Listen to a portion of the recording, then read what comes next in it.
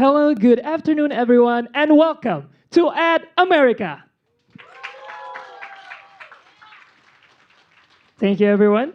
For those of you new here, Ad America is the U.S. Embassy's American Center, and our mission is to provide a space for Indonesians to learn more about the United States. Hello again, everyone. My name is Aldi Rashid, your e-guide for today's event, of Change, YSEALI Seeds 2025 Project Showcase. Can we get a round of applause, everyone? Thank you very much. The Young Southeast Asian Leaders Initiative, or YSEALI, is the U.S. government's signature program to strengthen leadership, development, and networking in Southeast Asia through educational exchange, cultural exchange, and seed funding. And the YSEALI Seeds for the Future program, which was established in 2015, has provided funding and mentorship for hundreds of projects, focusing on the four main themes of YSEALI. And ladies and gentlemen, today's session is packed with inspiring stories from the 2025 YSEALI Seeds cohort. Can we give a big round of applause for the 2025 YSEALI Seeds cohorts? And ladies and gentlemen, today we'll go through four pillars of discussion: natural resources, civic engagement, society and governance, and innovation and entrepreneurship. And now, let's jump into our first pillar theme, natural resources. This session is about young leaders who are turning nature-related challenges into everyday opportunities, how to create lower cost, better income stability, and sustainable jobs by working with the resources available. And now, please allow me to introduce our first moderator of the day. She's a YSEALI alum and founder of Kilang Rirut. Please welcome Siti Jafar.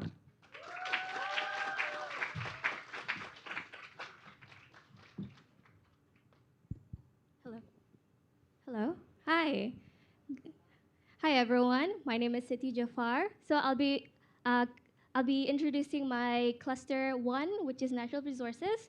I would like to welcome Garin from the Shaper Leaders, Thailand, Sadidan from Brisma, Indonesia, Jamal from Sustainable Indonesia, Jerry from Algalution, Malaysia, Seha from Building Food Security and Economic Resilience, Cambodia, and Bo from Farm Forward, Thailand.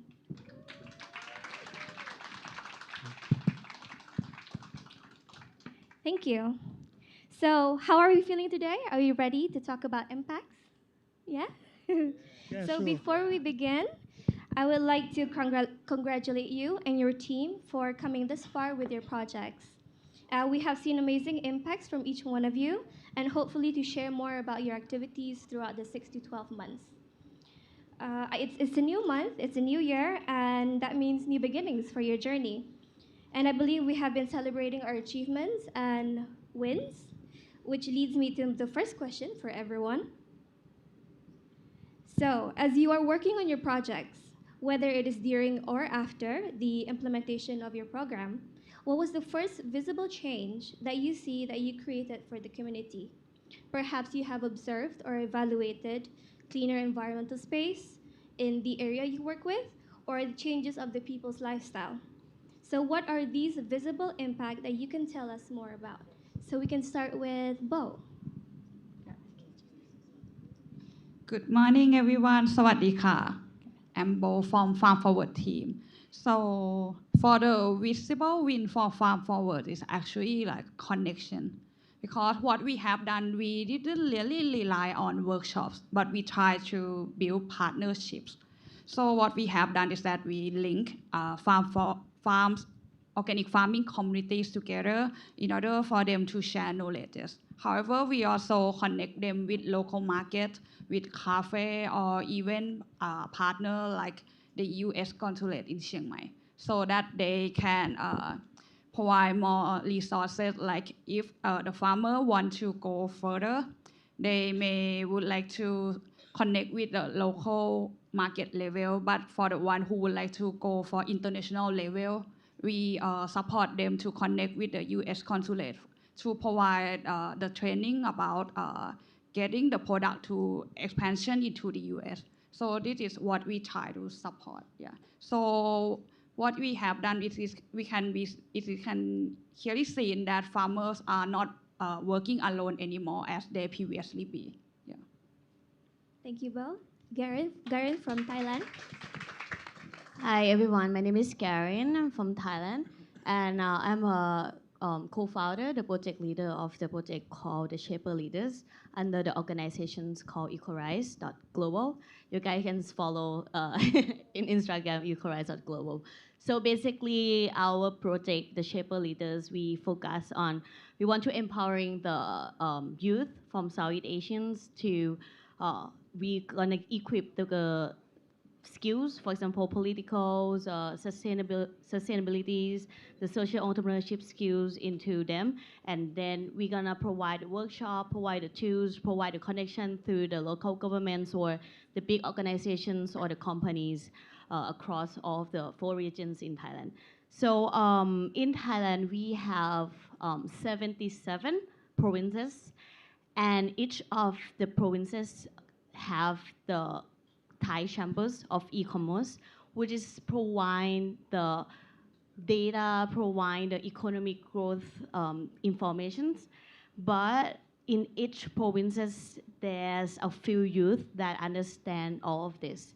And they are like lack of knowledge or lack of information about the sustainabilities or lack of information about how people can drive the structural change. So we talked to youth across the regions, and we found out that before the EcoRise team, the Shaper Leaders happened, they didn't know what they should do in their regions or their hometown. But after that, we provide all of the provide the workshop and hackathon to make them to know more about political thing, economic thing, and they contain more the leadership skills.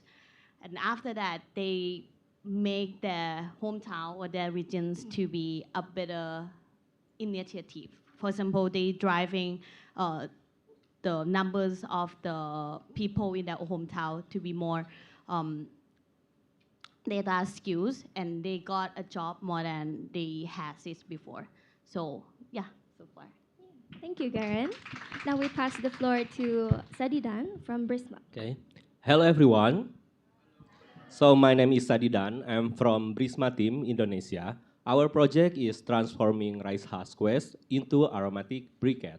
We live in Karawang City. If you know, Karawang is one of the largest agricultural city in Indonesia. Of course, every day there are a lot of agricultural waste that unused by everyone, even for the farmers. They just leave it and they just burn it. But actually, when they burn rice husk, they are burn their money. Because you know why? This rice husk already transformed by us into a new energy.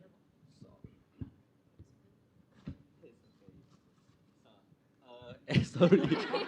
So if you see here, this is not a brownies, okay? This is not a brownies. This is a briquette. We call it briquette, and if we burn it, it can give us a new aroma, and it can become an aromatherapy for us. So one of the feasible change that we can see after our project is now we can reduce the agricultural waste, but we can see or we can save more energy from this one. Thank you.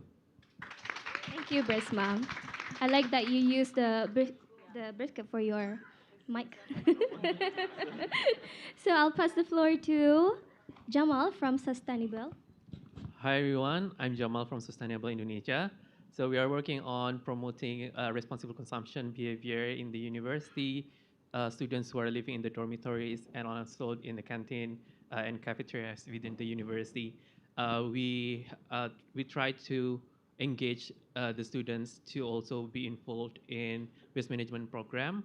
And actually, along the way when we conducted our program, we found that the biggest challenge is actually to sort the waste, because how can we further manage the waste if the waste itself is not well sorted?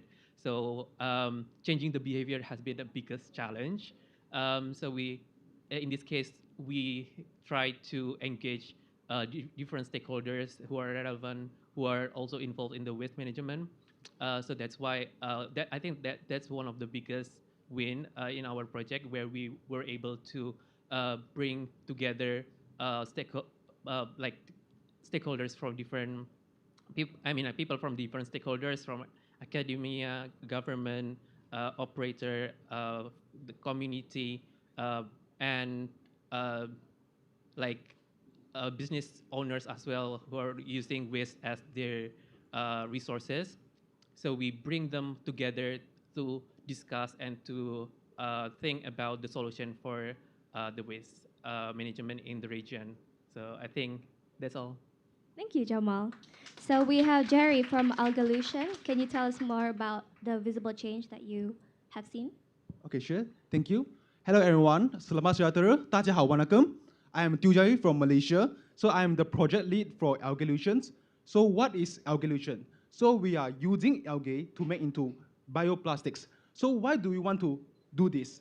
Okay, so based on my research, most of the Southeast Asia is the major contributor towards the plastic waste.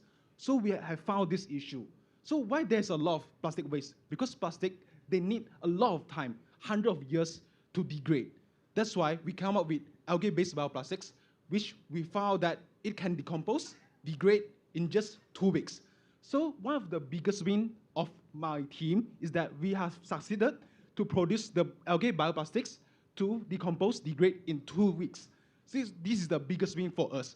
So imagine if a lot of people are doing this, they got this technology, they scale it up, people are using the bioplastics that can decompose, degrade in just 2 weeks, so there will be no more plastic waste.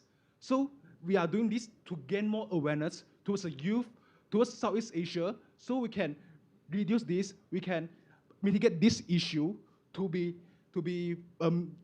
avoid these plastic pollutions. So this will be the biggest win for our project. Thank you so much.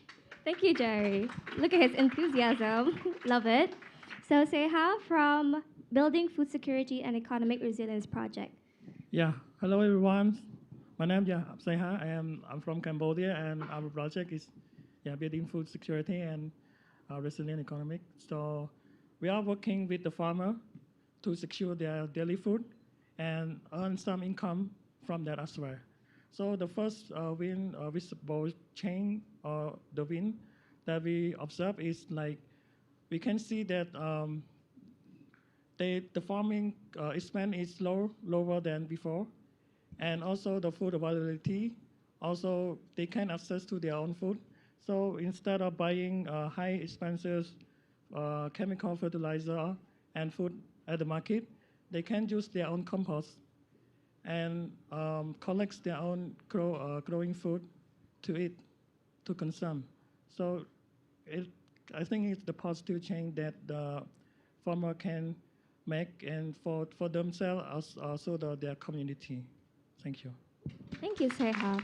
Thank you, everyone, for the introduction and telling us about your project wins. So the second question for Garin. As the project leader, the Shaper leaders, I believe you are in charge of overseeing operations and possible opportunities like funding, external support that can help your project over the months and more. Right now, who mainly supports your project, and perhaps private organizations in Thailand or government support that includes youth in decision making? What convinced them to support your project? Well, for the project, I want to divide it into 3 stakeholders. So the first one is about the government, and the second one is about the companies, the organizations, the big company things, and the third one is about the individuals, business entrepreneurships, or in terms of individual thing. So basically, the Shaper leaders is kind of the project that I couldn't say that it's never happened before, but it's rarely happens in Thailand or across all of the 77 provinces in Thailand.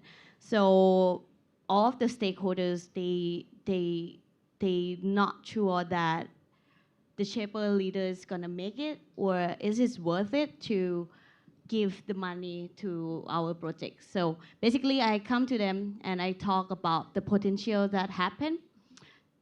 In the first meeting, they didn't believe me at all. So they thought that, oh, it's just like the simple workshop that happened. Like, we just provide the workshop and that's it, just one day and that end, and nothing gonna change. But after we revise in internal, and we go back and talk to them again. So we show the problem that is really happen in each regions. For example, in the northern part of Thailand, we got a fire a lot of times, and after we know the problem, after we know the issue that happens, so we keep all of the data, we keep all the communities, and we go back to them again, all of the three stakeholders, and we show them that if it happen in that regions, how it might be changed in terms of the local committees and things. So they trust that in the second meeting, and they give us kind of funding thing across apart from the YSEALI Seeds for the future. So we got funded from all of the three stakeholders, and to be more like sustained after we just finished the project. There are like a lot of companies that contact us after the project ends, and they want us to make it again more than like 4 regions that we have like been there. So I think it's just to show them to keep all of data, to gathering all of the things that can be solved the real issues, and then talk to them with your passions and with your abilities and things. I think it might work. Yep. Yeah, thank you, Garin. That's what we call determination and commitment. Congratulations. And talking about stakeholders, Jamal from Project Sustainable, how has the community and your stakeholders helped you in your program to promote responsible consumption and minimizing food waste in Yogyakarta? Okay, thank you. So I'm so grateful that naturally our project is supported by like it's built based on collaboration between multiple collaborators, partners. In total, we have more than 50 collaborators helping us in conducting our whole project. And one of the examples, one of the most remarkable support is from the dormitory managements, where we are able to get an access to their food waste. We were able to talk to all their staffs, from their housekeeping, gardeners, to the management staffs. We try to engage like all those stakeholders, even like the residents themselves, to be aware of the food waste issue, and then to be involved in the waste management as well. Even like now, we are here doing the impactful case. The waste management program keeps going, whether we're in our site or not, because we involve other stakeholders as well in our programs. So that has been like the key success, the key aspects that makes our program successful. Thank you. So Seha, would you like to share about yours? Of course. Yes, first, before I'm going to talk about the potential fund supporters, I want to say thank you for YSEALI Seeds to believe in me in the first place. Because like, it's kind of pilot project for us, and it's not the kind of the end for us. It's just the beginning. So thank you. And now the funder that support us is local NGO and the farmer themselves. Because why they believe in us? Because what we are doing right now is not just a proposal to them, but we have the real proof, real result for them to see that our project is profitable.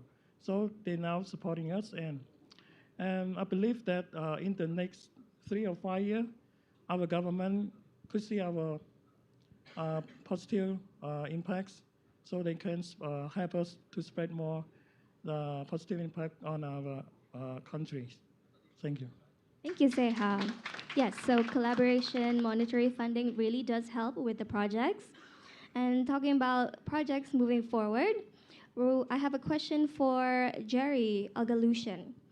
So your project develops early stage bioplastic material and promoting alternative disposable plastics using algae, yeah?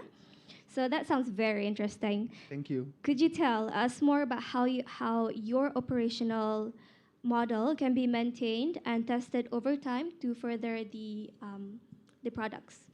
Okay, sure. So before I proceed to the operation thing, maybe I can talk about my background first. So the reason why I able to proceed with this project is because previously I've joined one of a program organized by BINUS University at Bali, which is BINUS Indo-Pacific Forum. And from there, I proposed my idea, which is using algae to make bioplastics. So they actually really support for this idea, but just that I still don't have the fund yet. So afterwards, like after a few months, I found YSEALI Seeds for the Future program. So that's how I can take this opportunity. So I applied for this, and yeah, so now I am here already. Okay, so now I'm go back to the operation part. So for this, how do I sustain for my project? I believe that collaboration is very important because like for me, because my project is university based. So of course I need the laboratory, I need the stakeholders like from the university management and also the student clubs.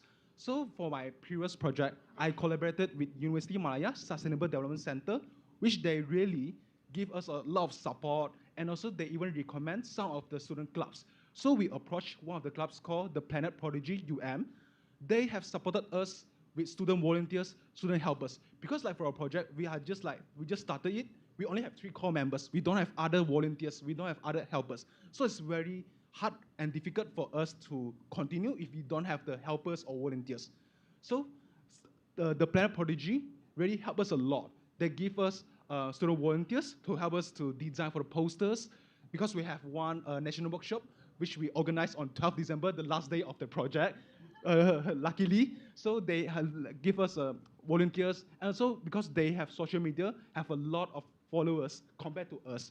They help us to share on the social media, and that's how we got a lot of participants to join our national workshop. Although we just started on the last month, which is November, and yeah, just 1 month to complete our national workshop. So I believe the collaboration, connection is very important for us to sustain our project.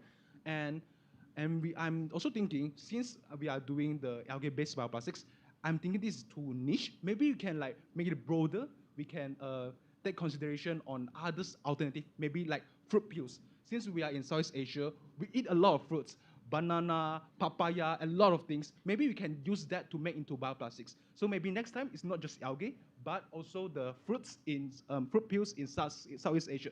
That's how I sustain my project. Yeah, thank you so much. Hey, good job, Jerry. Yes, I agree. To have a team supporting you and volunteers to keep you motivated to do what you do. So thank you. And a similar question to Sadidan. Your project, it was reported that 90% of your participants are independently making the briquettes. So how will your business model help these individuals even more after the program? Okay, so during this YSEALI Seeds for the Future program, we already conducted like socialization and also workshops, not only for the farmers, but also for the youth, for the students, volunteer, and after they got this workshop, actually they really interested to make the briquette by themselves. So what we do is, until now, we put our machine in the warehouse at several farmers groups. So we already collaborated with farmers group and also with the trainers, and we will buy directly to the farmers. Okay, so the farmer, they don't think after they create the briquette, how do I should market it? How can I get money from it? But we directly buy the briquette and we as Brisma team, we market it. So by this kind of methods, the farmers and also the volunteers, also the students, they like in in a week, they can like 5 days creating briquette by themselves without we need to monitoring or we need to come to the place. So that's what we done. So thank you. Thank you. So I hope the business model is going great and to further expand your project. And Bo, from Farm Forward, you have helped the community via digitalization. Can you tell us more about how the project model using digital platform access into the market can be easily accessed into the market? Okay. Let me provide more background about my project a little bit. Farm Forward is a project based in Thailand, but we based in northern part within a city called Chiang Mai and Lamphun. Chiang Mai is quite a bigger city, while Lamphun is quite smaller city. So when we work about it, we found some insight from the farmer that for farmer in Lamphun, they feel like it's really hard for them to find the market. It's truly hard to find someone who willing to pay a little bit more expensive for a healthier product like organic use. So this is how we find some insight, and then we figure it out that if we would like to do some physical market similar to Chiang Mai, it may look easy to do, but in fact, as you know that how can we attract the tourists or the more people come to Lamphun? So it's quite not that easy as it is. So that is the reason why we try to reframe our thinking that maybe we should do something else to be like digitalized, to make the people to know more about this province or know more about the farms or even the cafe or the restaurant that's sourcing local ingredients from the farmer themselves. So this is how we digitalize it to the Google Map platform.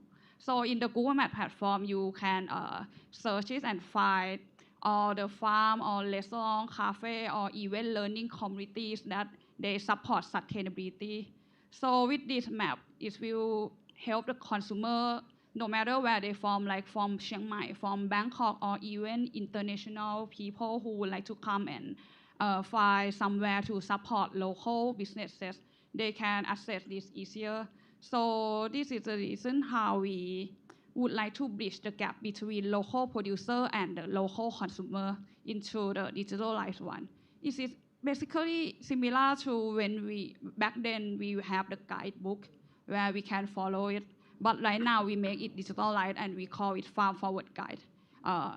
In order to go further, we actually trying to connect with more local market and local businesses to attach our poster into it. So that we not only promote via online, but we promote it into like offline platform for as a poster. So whenever people go support to one page, and they may ask the owner like, where can I find somewhere else that looks similar to your restaurant or to your cafe? They can just scan it and access it to the Google platform. So in order to go further, we believe that it should be as a food system. It's not just about farming anymore, but it's more about like all the supply chain where the consumer like us can support and help to grow this system further. Yeah. Thank you, Bo. So as a follow-up question for your project, you mentioned that you've been working in Chiang Mai and what was it? Lamphun. Lamphun, yeah. So from the experience that you as a project leader, how do you pivot the challenge, or what is the lesson that you can apply for the next project to expand it in different regions? Interesting questions. Thank you for the question. Yes, actually, I would like to thank you for YSEALI Seeds for the funding as well. That this is provide us to make like trial and error, and then we learn from this a lot. Because initially in the beginning, we just think it's simple, like, oh, we would like to create a market similar to Chiang Mai. But then when we work it further and we get some insight, including we consult with local organization who has been working with a local community for over 30 years. And they mentioned that it's not easy to build a market, but it's hard to bring the consumer to the market. So this is how we just thinking back again, like, maybe what we have done, we shouldn't just push to make the market happen, but we should make like a seeding into farmers first to get them to understand about themselves, about their business, and let them gradually build their branding by providing workshop and also taking them as a market journey, like a one-day trip to get them to Chiang Mai.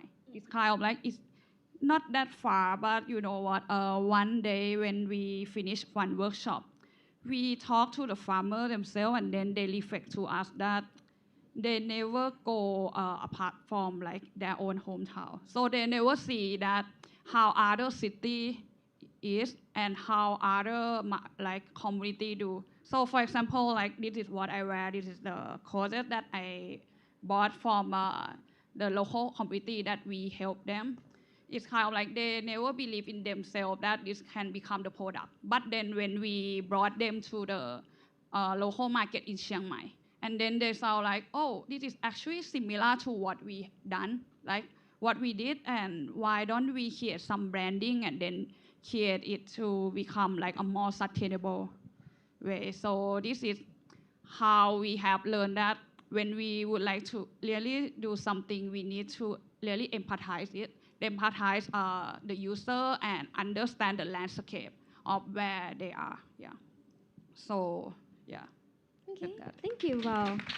Yeah, so beautiful, beautiful. Thank you. So I believe we have two groups from Indonesia. So how do you see you collaborate with each other to expand your projects across region? Okay, before I answer the question, I would like to ask anybody here who never eat rice here.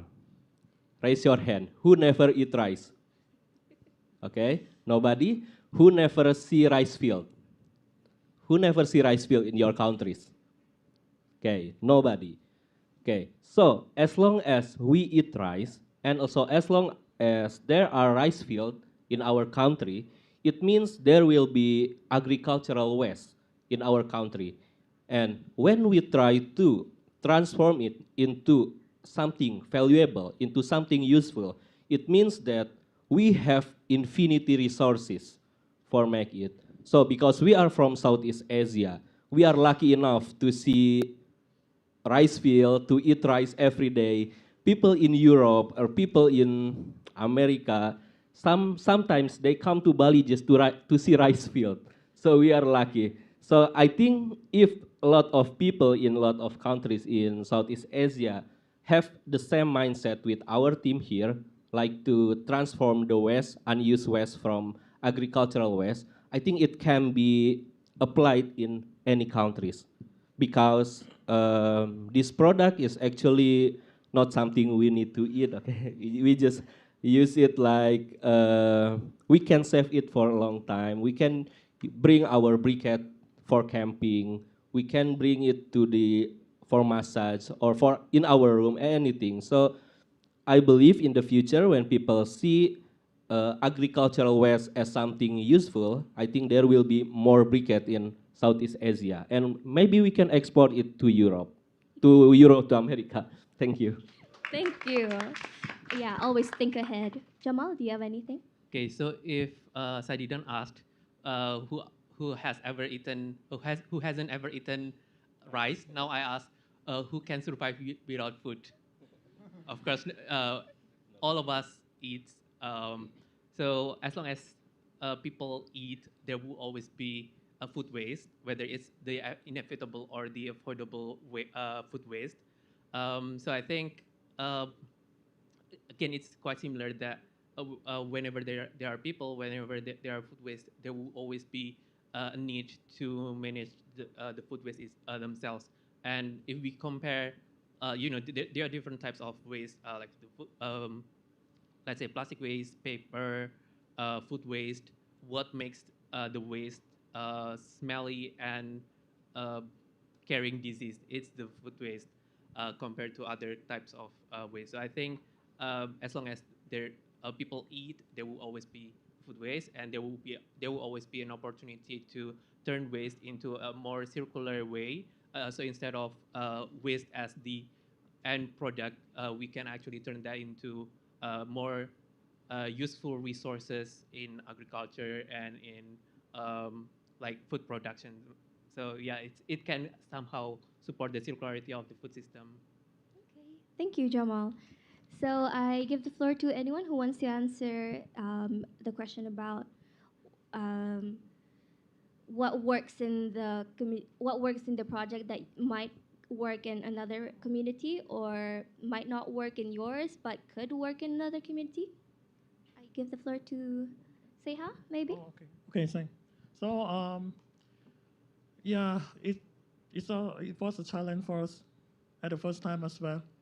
Um, Something like it really work in a model farm, but doesn't work in another community. Luckily, we test it and try it and successfully convince another community to do it.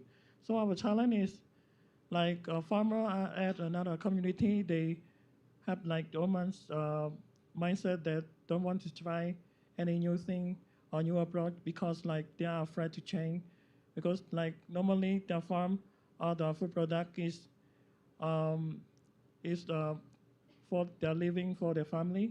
So they're afraid that if our approach is fail, so they lost all of their profit. So to overcome the challenge, um, our team come up with an idea that instead of ask them to change everything to our model, why not we just ask them to work with us just a small plot on a small size of their farm instead? Because we need to make sure that the small size is not affect to their main crop. So we make sure with them like that. So I think that if they can see their own eye that the small part of their farm is working well, earning some profit and low cost, they eventually can apply it to the big farm. So this is our solution to the problem, and I think that this solution can be applied across the other region, such as the Asian as well. Thank you. Thank you, Seha. So, would you like to extend on your project? Yeah. Okay. So for me, the current community that we approach for now is just university student first, because like what we do is we teach them how to make bioplastics from algae, step by step to let them know about how they can also make bioplastics, not just a professional know how to do it. So this is just like awareness and education. But what our team is, we can think bigger to let the even government know about this issue. Why? Because the current issue is that the bioplastics are more expensive compared to the petroleum plastics. Like imagine if I'm using the Malaysian currency, if one plastics, the normal plastics is just 10 cents, but if you use the bioplastics, it's 50 cents or 1 ringgit. Which one you will choose? Normally people will just choose 10 cents, right? Because this is cheaper. So if we can convince government to know about this economic viability, maybe they can give some incentive to help us to promote these algae-based bioplastics or even other bioplastics like castor bioplastics or maybe banana peel bioplastics. So more people have awareness and they are able to buy the plastics, means that they will stop using the petroleum plastics. That's how we can build the habits on them. Then they will know it, then they will automatically to choose the bioplastics instead the petroleum that need to take hundreds of years to decompose, to degrade. So community for students is just our starting point, but government is our ultimate goal. Thank you. Thank you. And Garen, last few words, especially with policy and decision making. So we've been to 4 provinces, and each of them has different issues and different problems. For example, in the middle of the country, there's a province named Rayong. The Rayong has ability and economic growth of being a lot of factory, a lot of water pollutions, a lot of waste from the factory. So we go there and we tackle about the waste management issues and the challenge of the in terms of that regions cause a lot of damage across the regions to Thailand. So we learned that each region has a different variety of the problem and challenges, and one solution doesn't fit all. So every time that we visit each province, we change the main objective a little bit. I mean, the overview of the project remained the same, but the intentions and the activity inside of the program, we change to adapt to be matching with the country, matching with the regions, matching with the challenges that happen. And that's make our project more sustainable because not only us to research more about the information that match the regions, the participant that register, the participant that enter of the workshop, they also provide the skills that they know in terms of their hometowns into the project.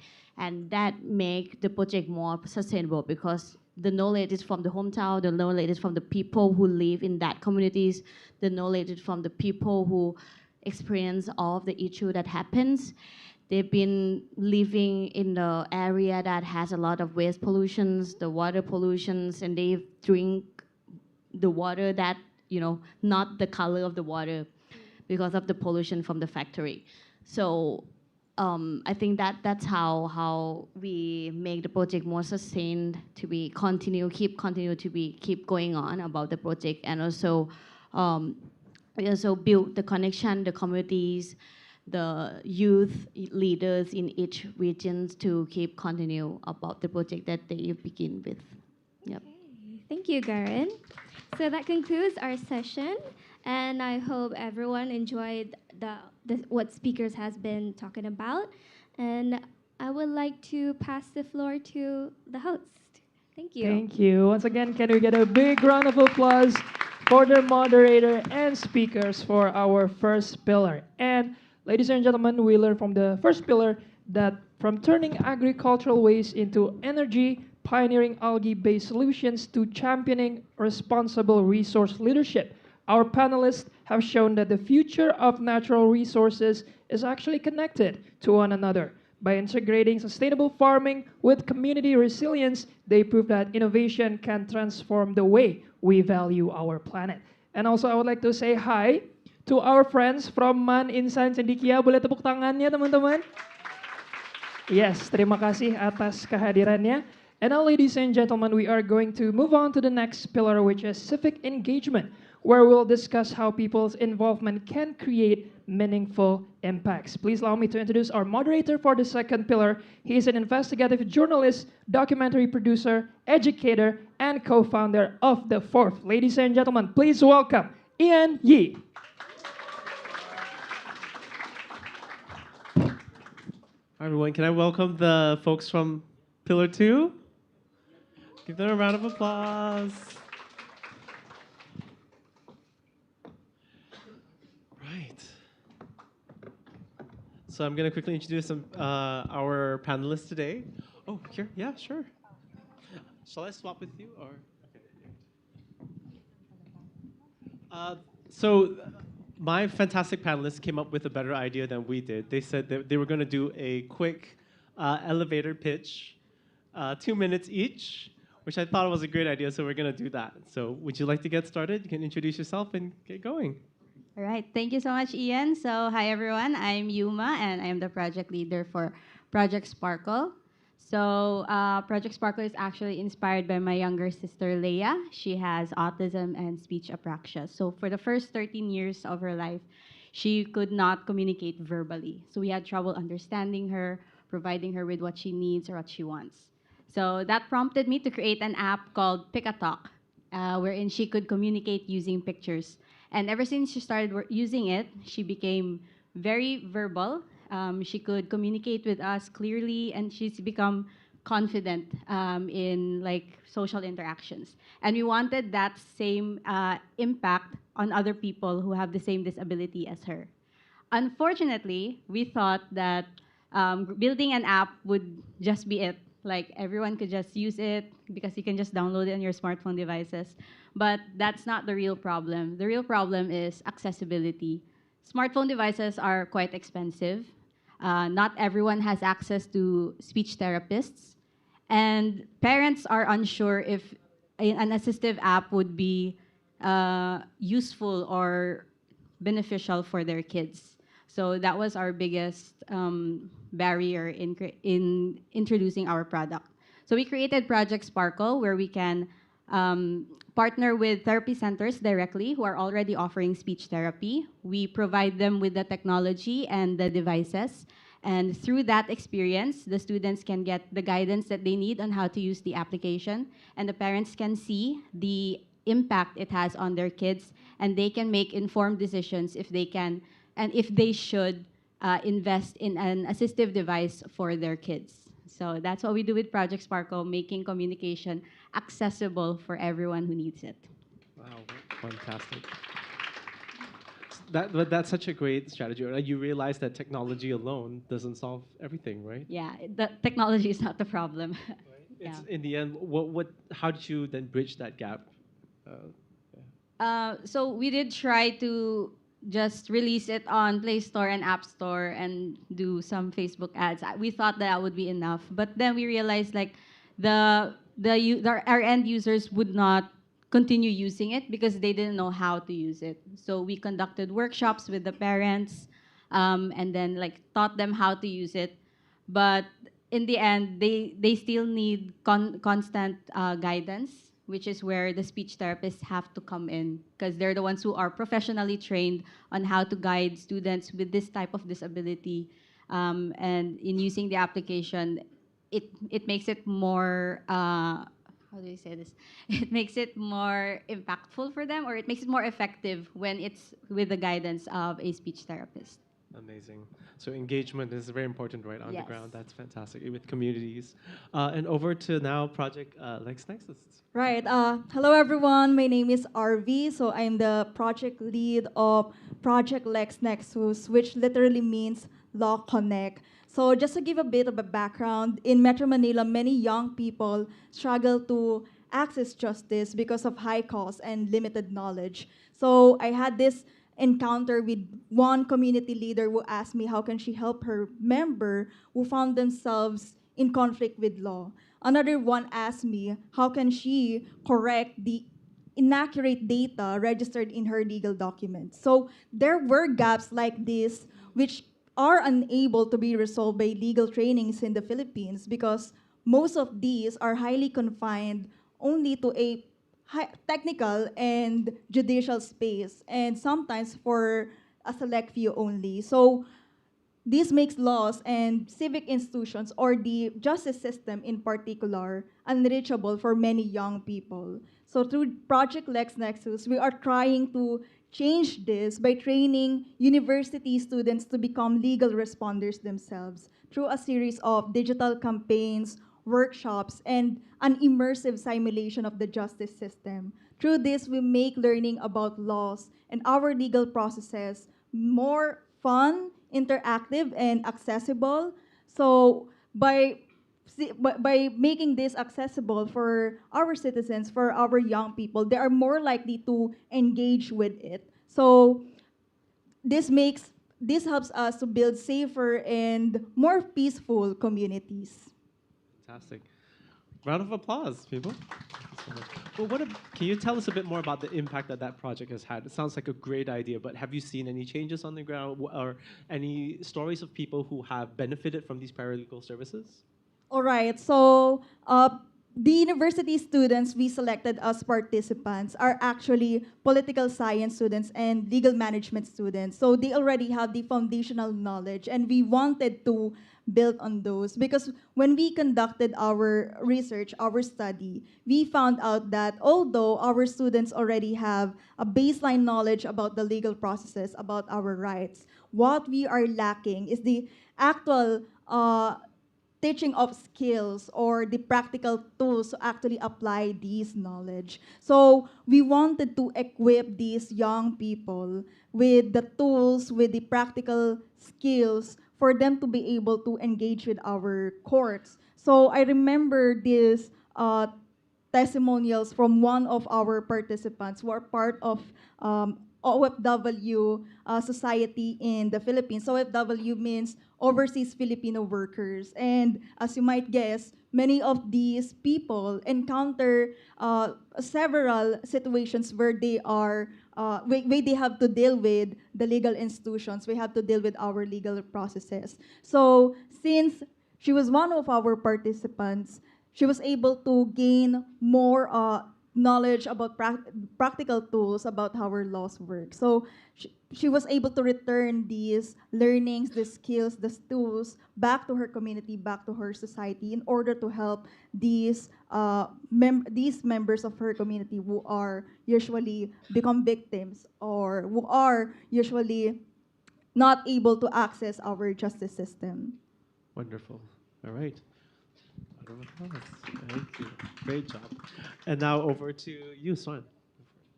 Hi everyone, terima kasih. My name is Swan. I'm project leader of Letway Hand in Hand project. I'm originally from Myanmar and I'm currently studying in Bangkok, Thailand. So let me begin with why we started this project. As I mentioned earlier, I'm a student in Bangkok and also most of my team members are also currently studying in Bangkok. But not all Myanmar students are privileged enough to come to Thailand as a student. So we have witnessed and learned that thousands of Myanmar people are coming to Thailand as migrant workers every single day since Myanmar military coup in 2021. And today there are more than 7 million migrant workers in Thailand, and unfortunately, not many of them get support, especially when it comes to career readiness and online job safety awareness. That's why we started this project. So in our project, we educated people with 9 episodes, like Netflix series, and after every episode, our viewers are supposed to take quizzes, which are integrated to our messenger chatbot.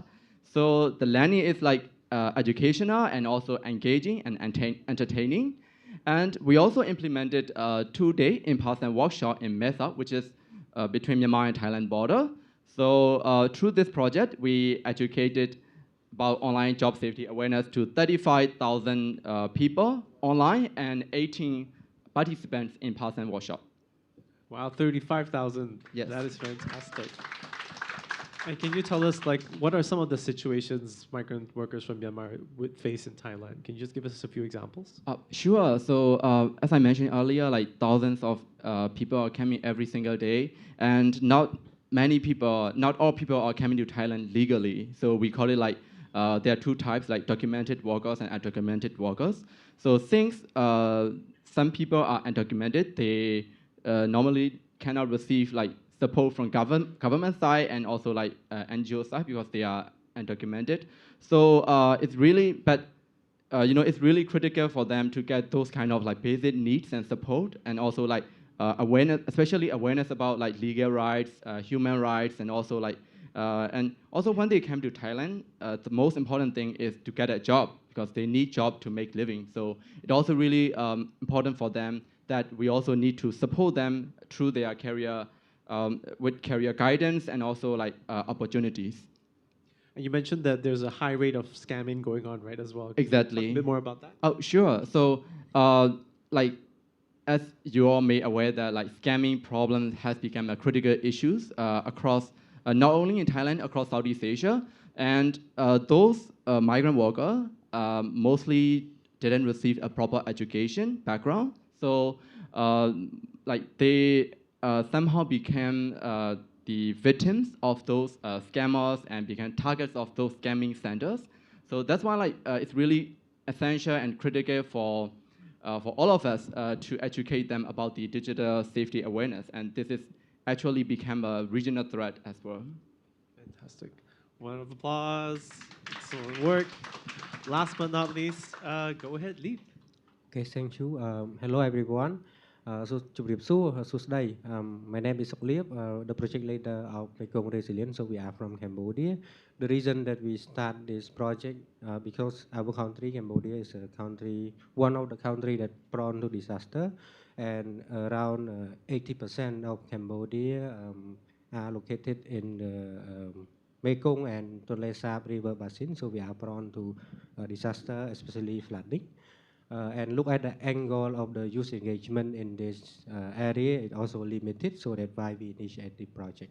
So our approach, including training, workshop, and hackathon together to showcase youth innovative idea to the stakeholder, the government, including National Committee for Disaster Management, digital campaign to reach wider youth, including urban and rural area, and also developing the handbook so that it can be the lasting resource for youth who wish to engage in disaster reduction.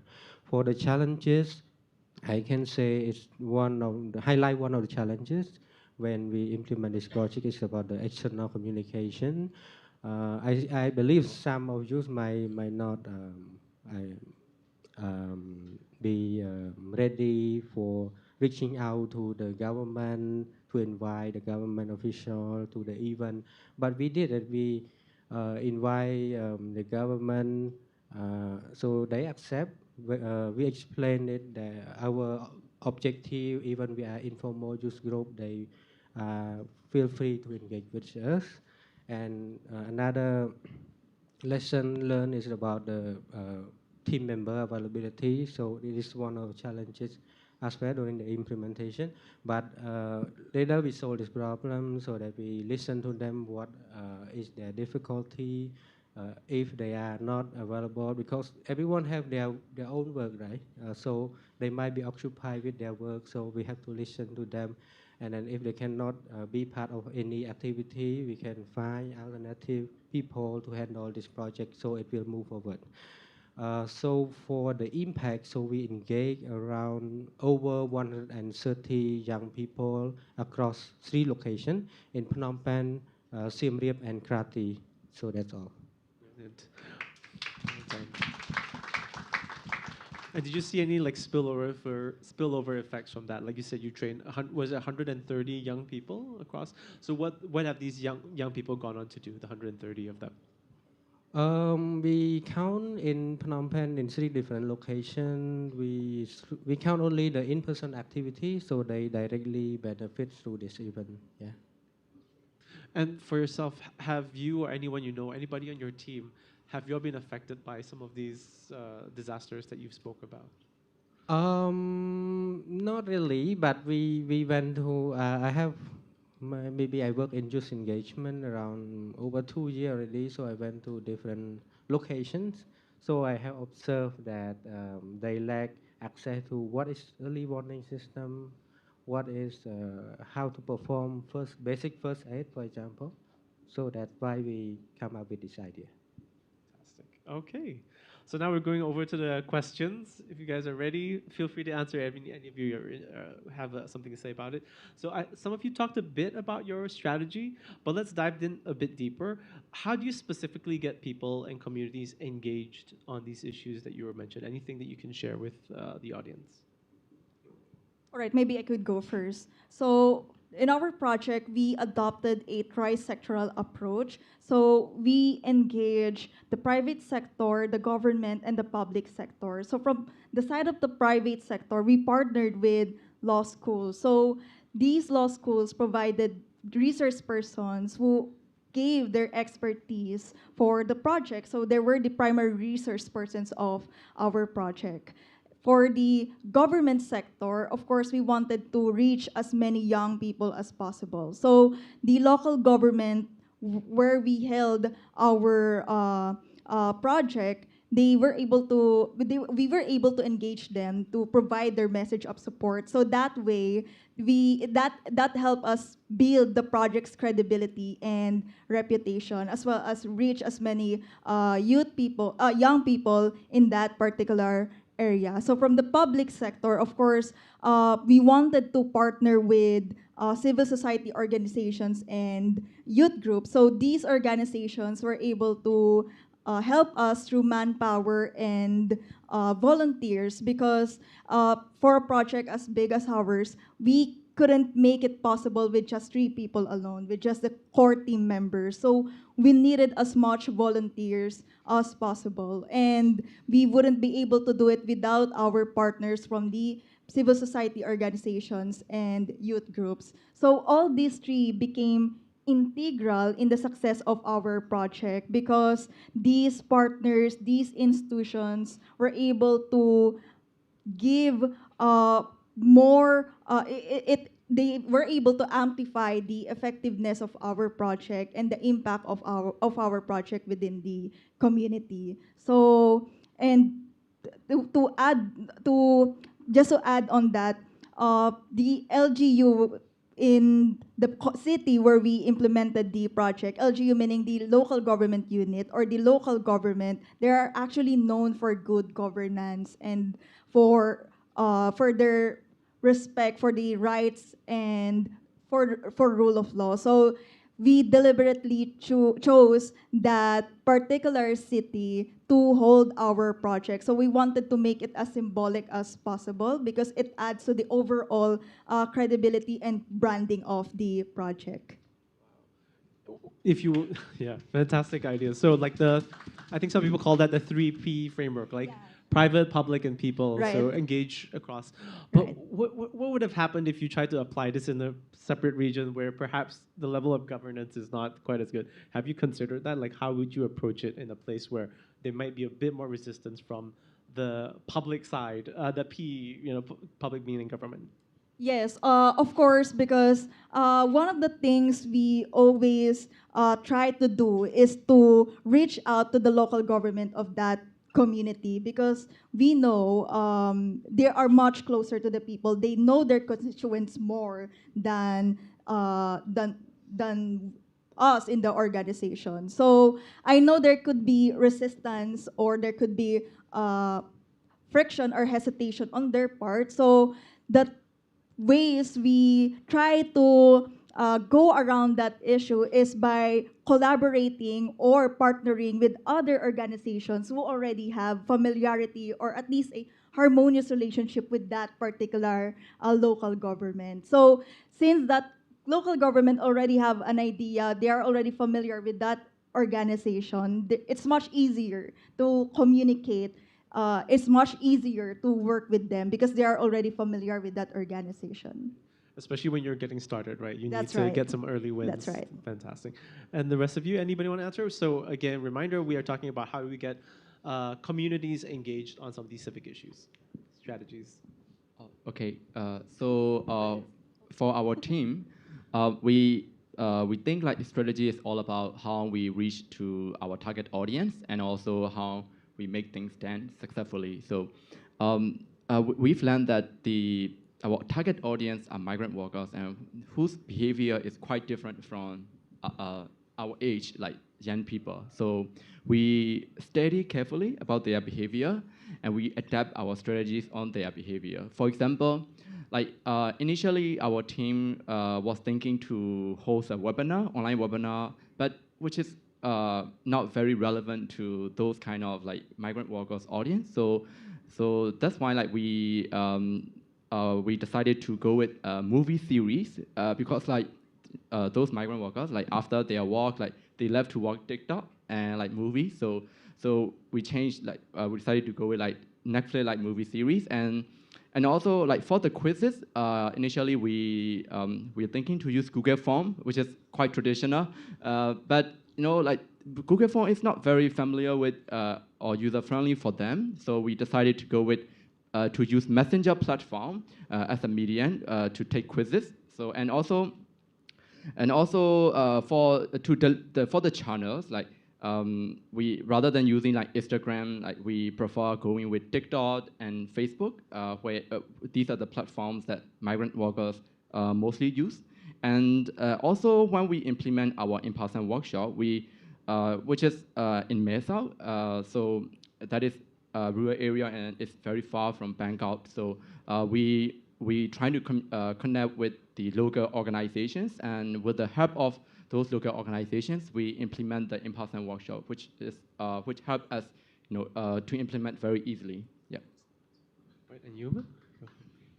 So much like RV's team, when she said that they can't do it with just the 3 core members, for us, we collaborated with an NGO. So for me, I'm actually a member of Junior Chamber International, which is a leadership development organization and a volunteer organization. And one of their pillars of opportunity is community impact. So I leveraged that focus of theirs to create community impact through Project Sparkle. And also the connections that they have. So for us, our beneficiaries are actually scattered across the Philippines. We were not able to focus only in nearby areas in our city, which would have been a lot easier. But unfortunately, there weren't that many therapy centers who were interested in joining our program. So when we did a call to applications ad on Facebook, most of the therapy centers that were interested were from very, very far away. So we had to travel constantly. And obviously, I can't bring the whole team all the time. And we don't have a team in those areas. So it's very, very useful to collaborate with the JCI organization in those specific cities because they could provide us with volunteers who could help us conduct the workshops, and sometimes even they would provide accommodation for us or even provide food. So it was very, very helpful of them to create this community impact with Project Sparkle. Fantastic. So we have working with multi-sectoral partnerships as a strategy, engaging strategic partners. We have making sure that we empathize with community first in order to understand their needs and how they want to be engaged with. Last but not least. I think to wider engage people in civic engagement is to have the platform. It is important to have a platform that cover every stakeholder so that everyone can feel their voice are heard and useful. For example, we organize activity, the youth ideathon, so we engage from the government and NGO and academy so that they can learn and exchange from each other on the issues and finding an effective solutions. Yes. Fantastic. And getting the right platform, good strategy for engagement as well, especially a platform that works for all partners, right? Fantastic. Next question is, what kind of changes did you see in the communities once you managed to get that engagement with them? How are things improving or not improving? I guess for us, by collaborating with an organization, I think what I've seen was they became more aware of the problem that we are solving. They became more aware of people having this type of disability, and it's not accessible for the technology or the tools that they need is not accessible. And with the right type of support, these individuals would be able to live meaningful lives. Like they can become independent. There is a chance for them. So by engaging with an organization like outside of our team, we are spreading awareness to them as well, not just with the families or the schools, but the organization themselves are becoming aware of the problem that we are solving. And we've seen that there is interest, not just with the chapters in those cities, but other chapters as well who have seen our posts, who have seen the people that we are helping. They've become interested because they realize, oh, we also have that problem here. There are also therapy centers here who have students who have this type of disability. Maybe we can also collaborate next year or something like that. So that is the difference that I've seen. Right, because sometimes these organizations, they work on these problems for a long time. They might get a bit of tunnel vision. They don't see the problem the way you see it coming. Yes. It's fantastic. Anyone else? For Project LexNexus, perhaps it's the recognition of the legal community that legal literacy shouldn't be a privilege, which is a thing in the Philippines. So when we conducted the programs, as I said, we partnered with law schools. And after the program, they actually invited us to bring the project back to their respective law schools. So that already, it is already a reminder to us that we just need a person, or we just need this group of people to actually start that initiative, and everyone else will follow. So as I said, there were student councils who invited us to bring the project back to their law schools, and that also helps us to scale the project and to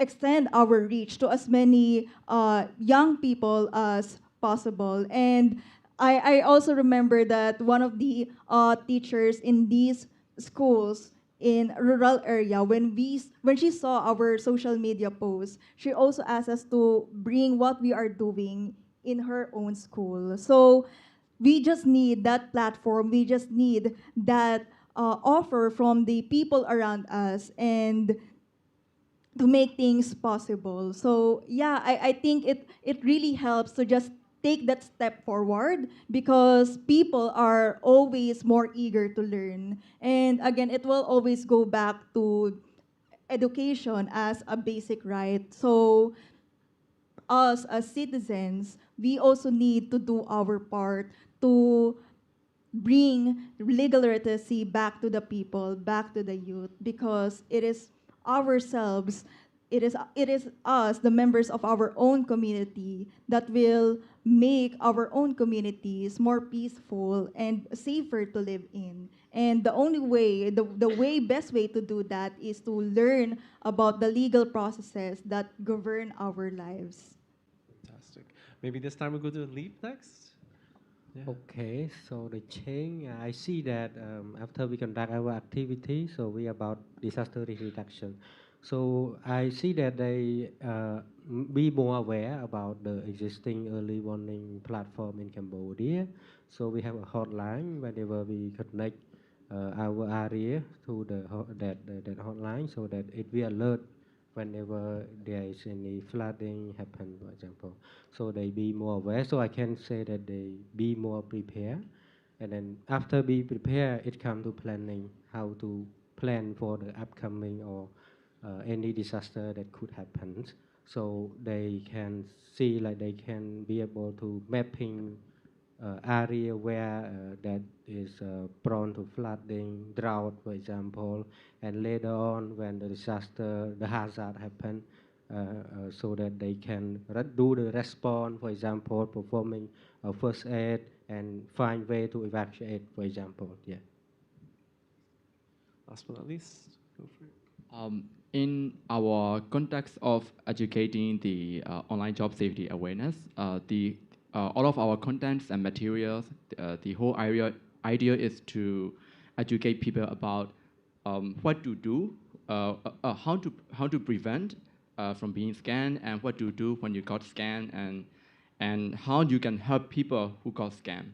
So after we finished our in-person workshop, we started seeing like people are quite cautious and aware of like clicking links and also sharing their personal information online before applying jobs. And we think like this is really important, and also our success, that people are they started to aware of those kind of like online safety practice.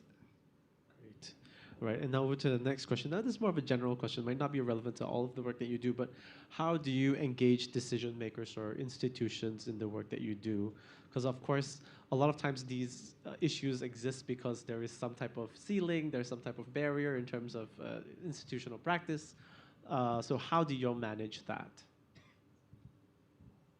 Maybe this time we can start with Leap. Okay, how do you manage working with institutions, getting to connect with them and engaging them to try to find solutions? I think it is first to find the evidence, that the statistic, that it is the real issues, the problem that are happening, and then we try to have a clear, objective presenting to them, so that they can question us to clarify, so that later on they can be more engaged with us. For example, we engage with the government body, so they might question us a lot of questions, and we are the informal youth group as well, so they might do something. Later on, we clarify with them, explaining that it is a youth group, and then they come to engage with our activity, and then share very insightful policy, existing initiative that the government are doing to the youth, and youth also providing input to them. So that is what we do. Yeah. Fantastic. So make sure you go to these institutions with a you can quantify the problem, you can explain it to them very well, okay, as well as your solution. What about you, Swan? I know it must be a specific challenge for you because you work with workers who might be undocumented and you're working with two different institutions across two different countries. Yes. Yeah, like firstly, in our case, it is really important that we need support from government and also cooperation from the regional government. And on the other hand, we know that like like some of our participants or beneficiaries are like undocumented workers. So nevertheless, we try to promote about what we are doing and like whenever we go to the events and like in Bangkok, like our team usually go to the for example, migrant worker days, like international migrant days, something like that. So those kind of events, like we go there, and when we see some government officials, we share about, we raise about this matter, and we share what we are currently doing. And whenever we talk about or we brought this thing up, we also see that government officials are quite interested in helping us and supporting us because this is really this is not all about like migrant workers. This is all about like Thailand as a whole, and this is also contributing to the Thailand economy. And so this is the threat that we like everyone should address and like do to work on together. Yeah.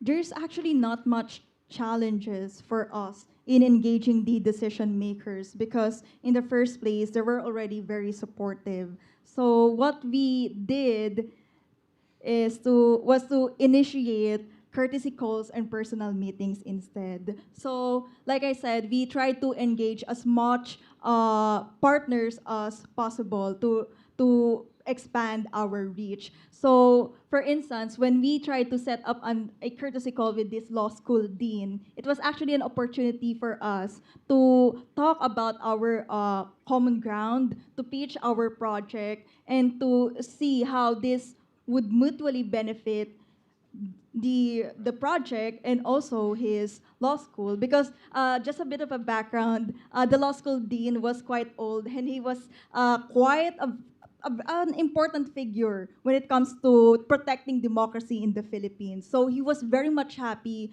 to hear about our project, about bringing legal literacy back to our communities, back to our people. So there's not much challenge on that side. On the other hand, we see the importance of personal meetings with these decision makers, with these partners. I know it could be a bit of a hassle. I know it could take a lot of time, but nothing beats seeing each other eye to eye, literally and figuratively. Nothing meets seeing each other personally because you could see each other's demeanor and you will be able to see, you will be able to identify or determine how you would adjust your language or even your body language. So that's how we try to approach engaging our decision makers, our partners. That's fantastic. And it's to your point as well. I was just about to say, as journalists, we call these like doorstop interviews, right?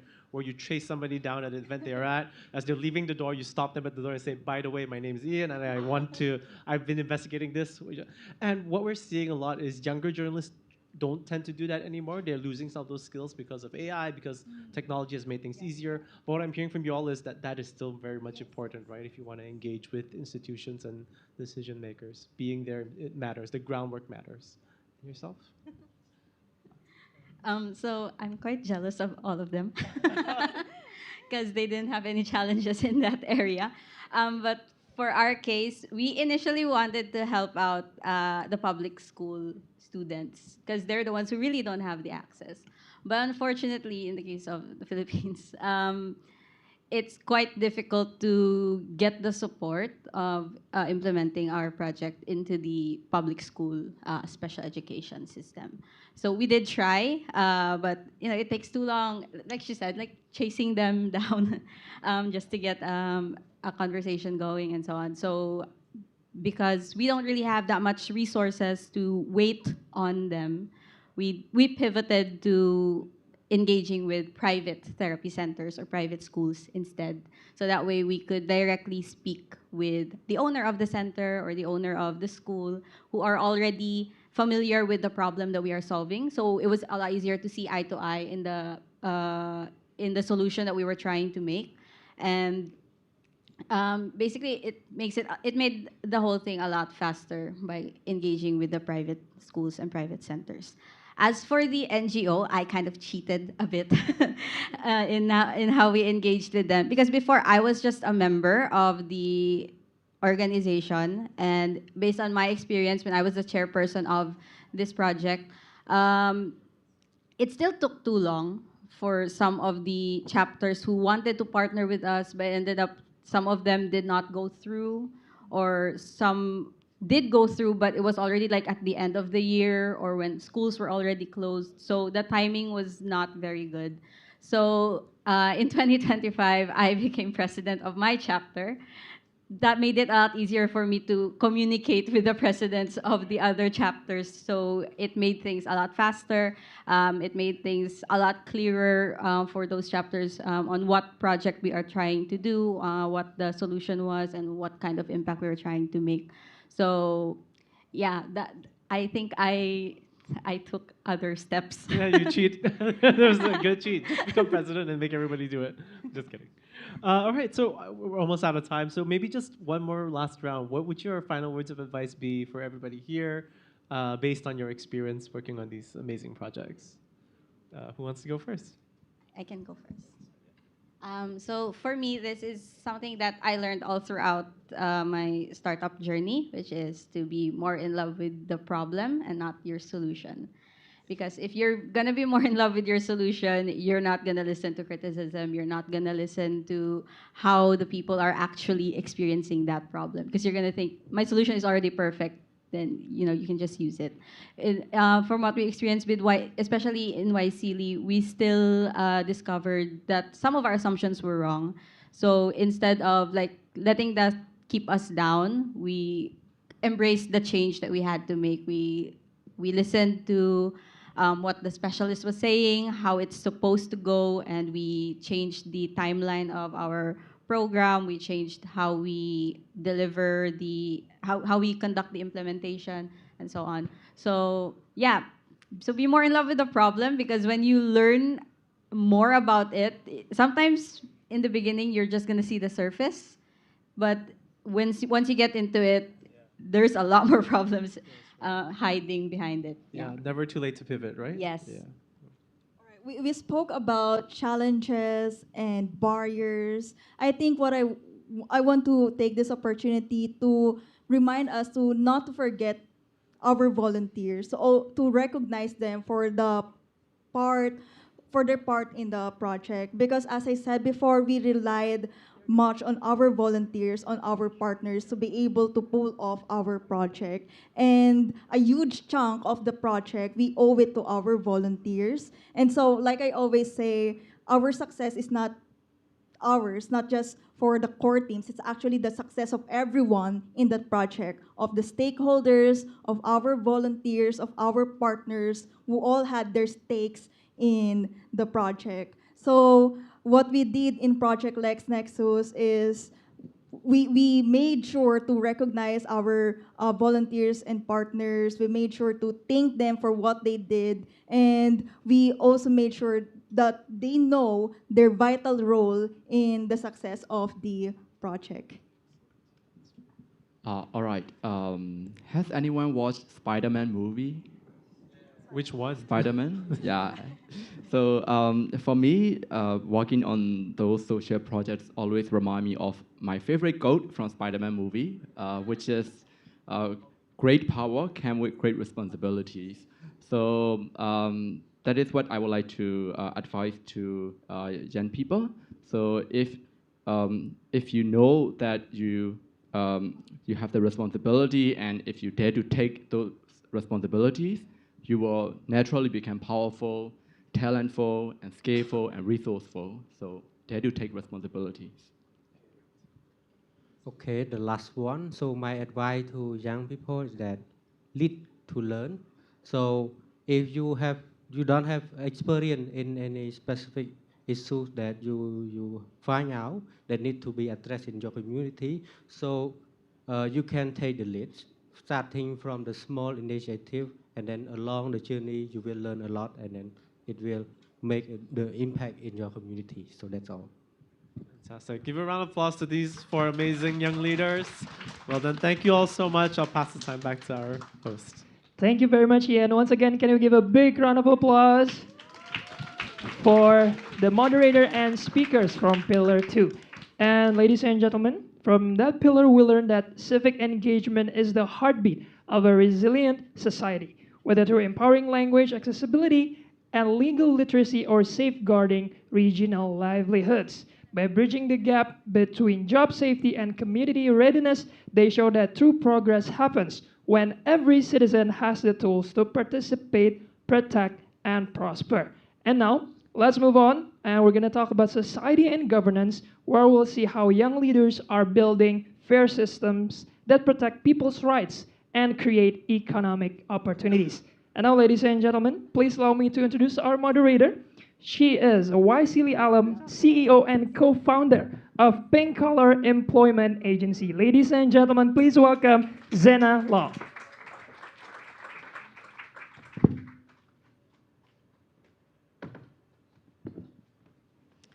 Good afternoon, everyone, and thank you so much for pronouncing my name correctly.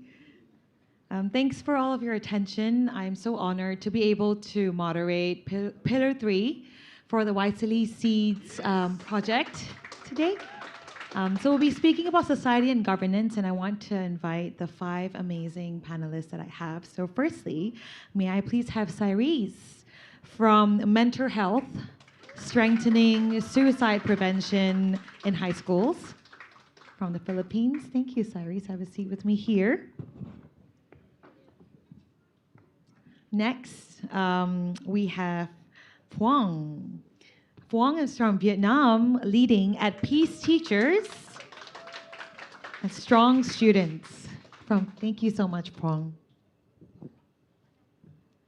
Why don't we have Bart join us next from Prep Path, helping students discover their best career path. Kenny, why don't you come up on stage? Kenny is from Indonesia.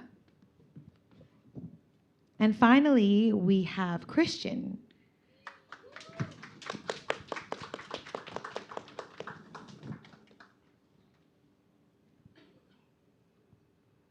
Wonderful.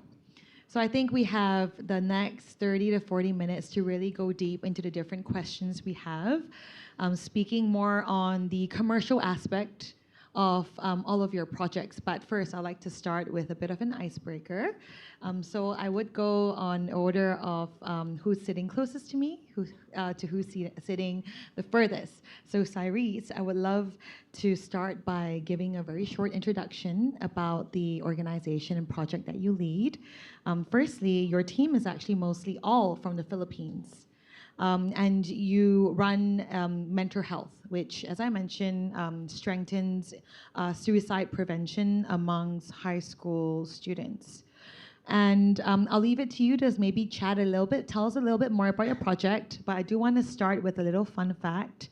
One of Cyrese's main beneficiary schools at the moment is actually the school that she met her best friend, Sophie, who is also a project member at Mental Health with her. So I think that's really amazing to have this full circle sort of experience to start at this school that is now a beneficiary for your project. So let's give it up for Cyrese. Hello everyone, mabuhay from the Philippines. So I am Cyrese, and I, together with my actually best friends, it's just that one of them I didn't meet in high school. So I run mental health together with my best friends, and our mission is simple. It is to build a mentally healthier Philippines, one mentor at a time.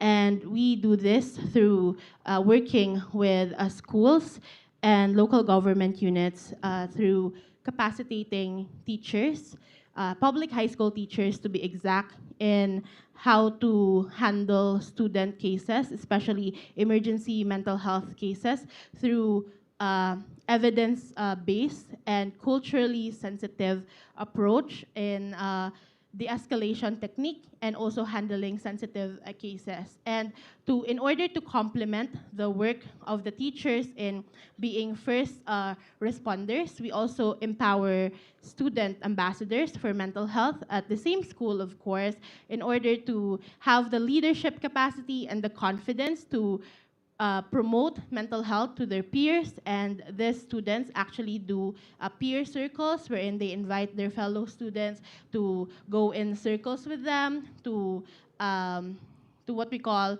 I think you've seen this in movies. They would share what they feel. They would comfort each other and then give advice. And in that way, they also are more sensitive about what their fellow students are going through. And they're also doing mental health seminars, basically promoting mental health. And the way we do this is because we believe that while teachers are treated as second parents in the Philippines and we trust teachers, students are actually more relatable in terms of talking to their peers, and they would trust them first. And in order for this to work is we have to increase the help-seeking behavior of the students, because we can say that, okay, teachers are trained and students can approach them, but sometimes students are afraid to approach them, so their peers have to convince them first, and we do this by through these different peer circles and mental health seminars.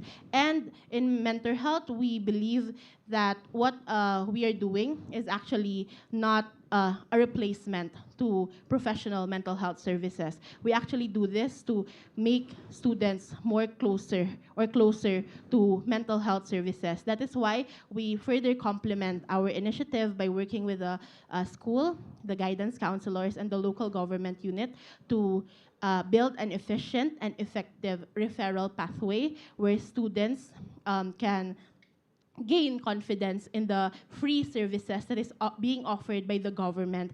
And teachers are also confident to refer their students because, one, they know exactly what the process is. They won't go through the bureaucracy that would just make a person who is already going through a mental health challenge be even more frustrated.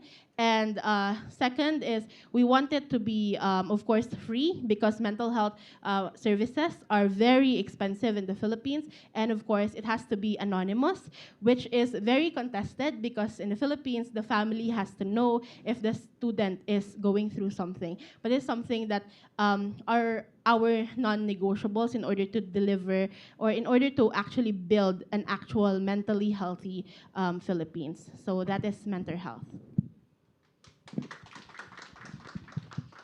Thank you so much, Saris. I think you've covered a lot of very important principles here. I think one about confidentiality is so important in order to really create that safe space amongst peers to be able to support each other through very real mental health challenges you would have at such a young age. And I think another thing that I really love about your project you mentioned is really equipping people to be able to support themselves within the community, because there is a little bit of that power dynamic difference. Yeah, so we will get more into that as we go through the questions. Thanks for sharing. All right, next we have, again, another girl power, Phuong. Phuong, you lead at Peace Teachers, right? Strong Students. So this is a project based in Vietnam. And it is interrelated, I would say, to mental health, but it flips the model kind of up top down, where you actually focus on the mental health of teachers.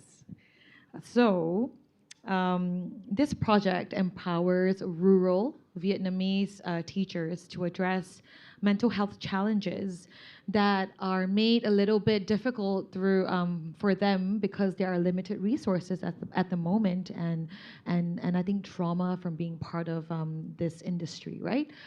So your project actually provides teachers with mental health literacy and self-care techniques so important in the education space by delivering interactive workshops. So without further ado, would you like to share a little bit more about your project, Wong? Thank you, Zena. And hello, everybody. My name is Phương, and I'm from Vietnam. And our project is a Teacher Strong Student. And before sharing more about the project, I would love to share like how happy I am to finally see Cyrus in person. Because before that, we had so many sessions together on the peer learning, and we feel so connected. Like I feel very connected. We feel very connected with our project. Like she work with the student, I work with the teacher. We come from two different countries. And earlier today, when you guys talk about the opportunity of collaboration, wow, it's ring a lot of bell on our brain. Like we could expand it to maybe bigger and higher level to go like in ASEAN and collaborate together to create bigger impact. So very happy about that. Thanks. And now I would love to continue with the project, our project with the name At Peace Teacher, Strong Student. And I don't know if it's the same in your country, but we as a society, like maybe in Vietnam, we expect that students need to be strong every day. Every day they need to be strong. Yes, teacher. However, they are human. They also have their own problem, their life. And especially in rural area in Vietnam, they have to face with a lot of disadvantages as well. When they lack of resources, and sometimes they have to face with trauma from natural disaster, which happen more and more. They are the caregiver, but who take care of them? And when we look at their role in the society, we can see that they have the anchor role, very important role, because they can influence their student, first of all, also the parent of the student, and also their family. And because this career was respected by the community, so they are well respected in the community, and they can influence the community around them as well. So if they are healthy, yes, the society and the community can thrive. However, if it's not the case, then we can face with a big consequences. And that was the reason why we created our project.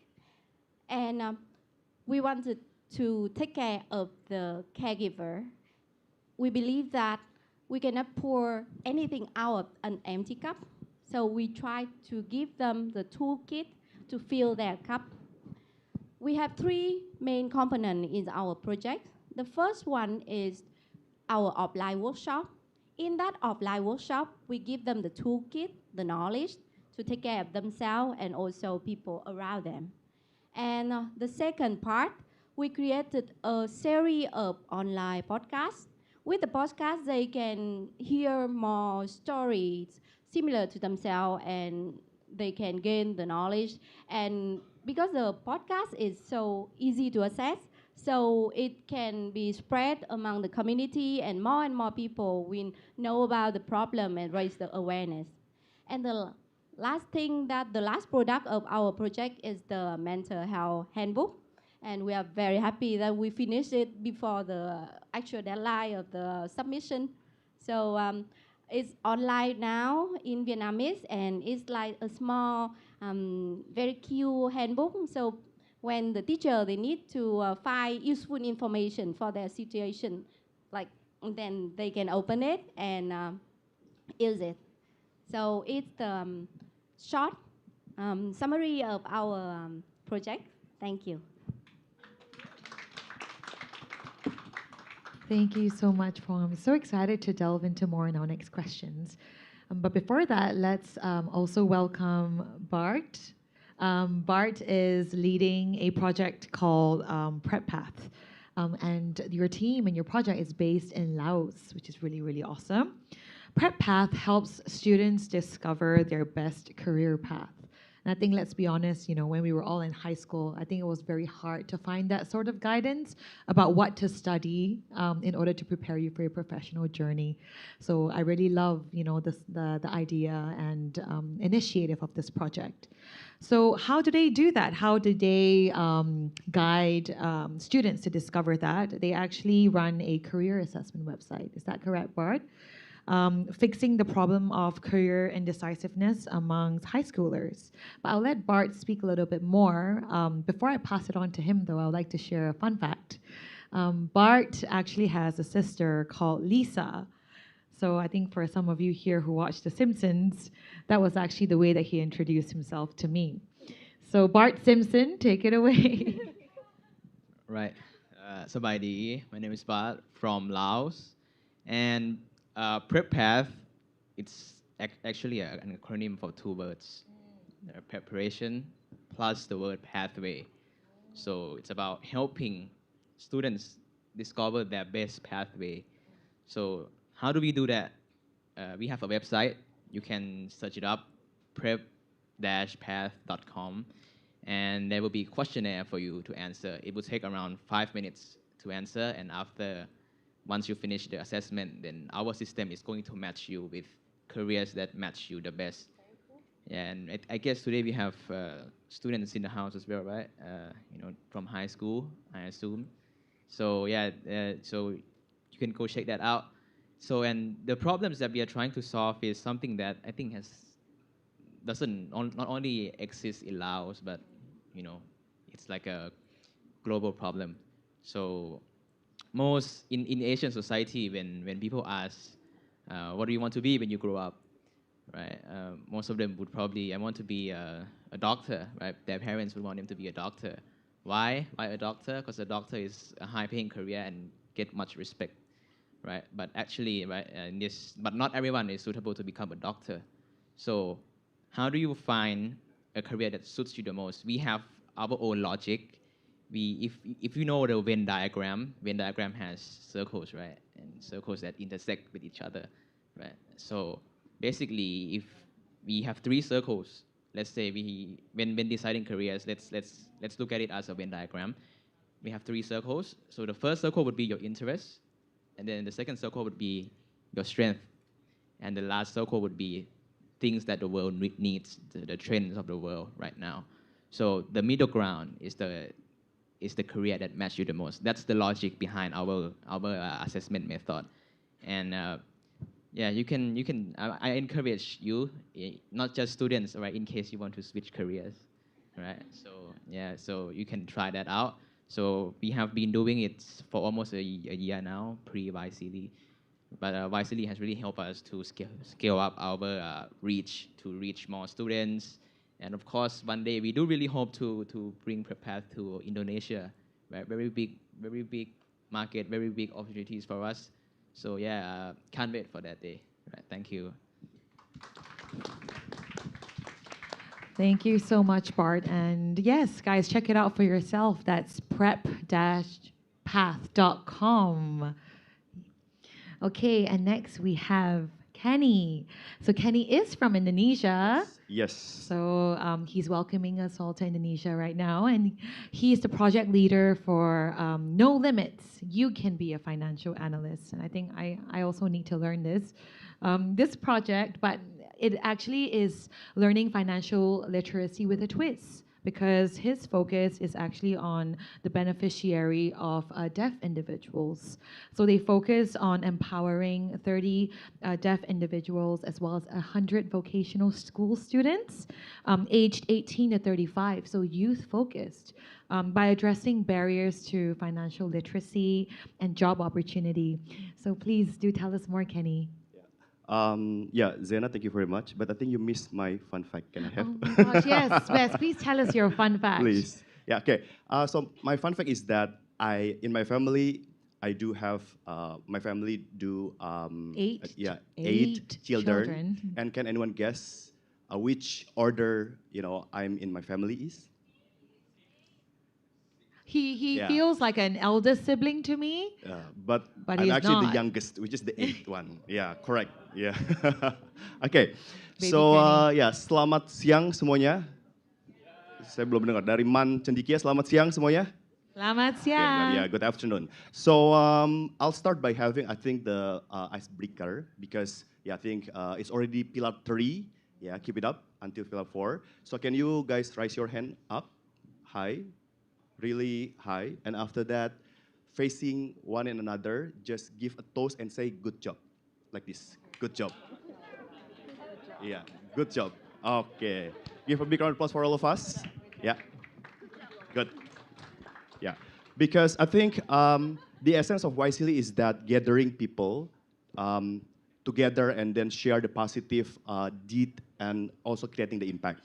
So me, myself, and also there, Finca, I think Finca really happy because it should be her.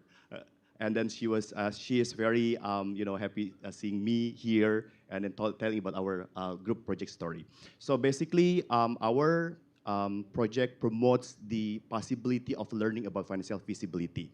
So I want to ask to our younger sister and brothers here from Man Cendikia, have you ever learned about how to manage your first salary when you are working? Do you have that kind of subject in the school? Okay, no, right? Yeah.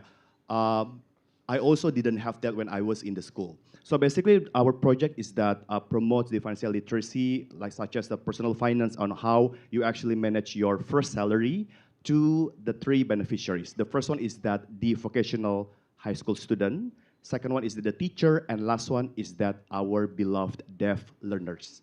So across the Jabodetabek area, we try to promote this one. We give the 9 seminars and then 5 workshops and then 1 competition for high school student, and last one is that 1 talk show, 1 competition and 1 talk show.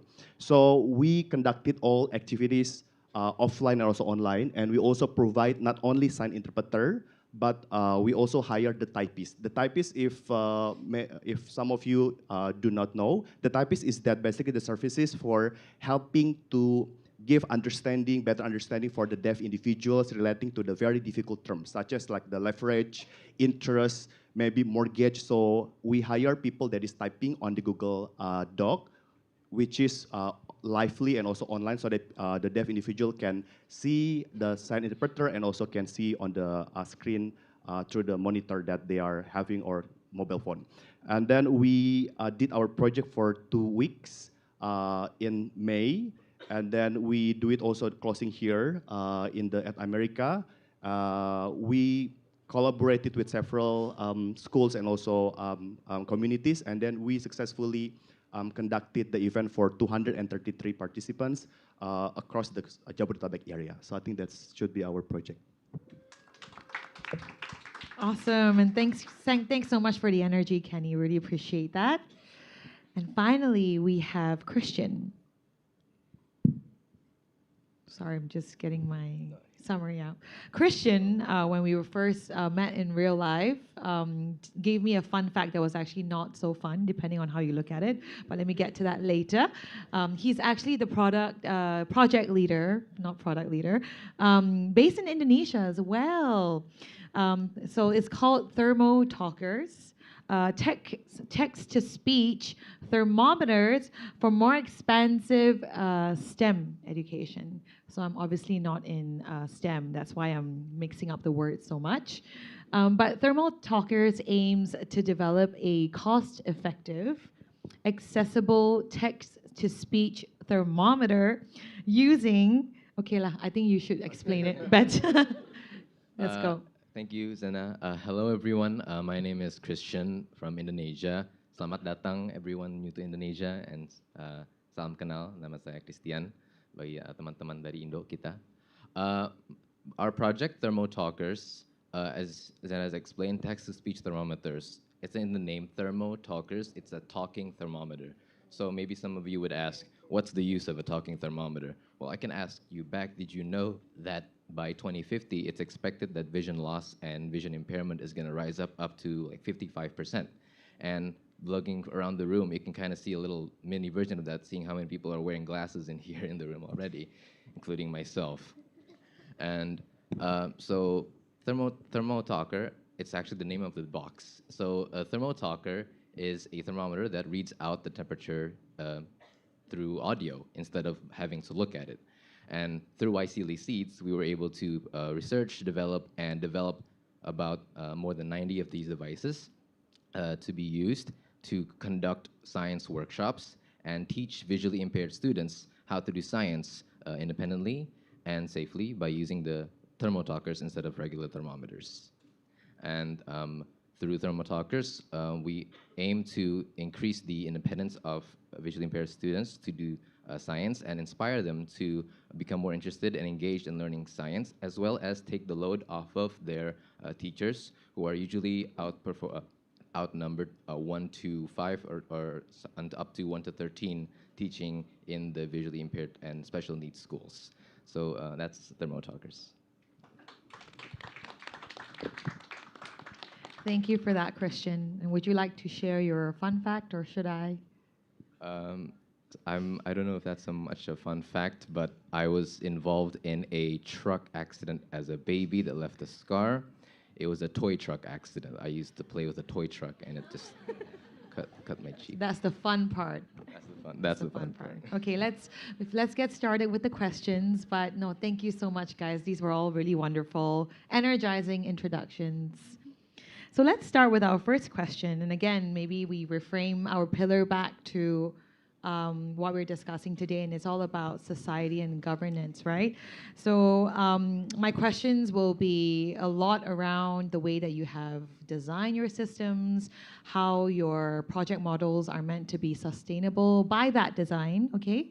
So the first question I will be asking, what is one design or governance choice that you guys have made when designing your projects? For example, how you make decisions, how you share your benefits amongst your beneficiaries, how you handle any complaints from stakeholders.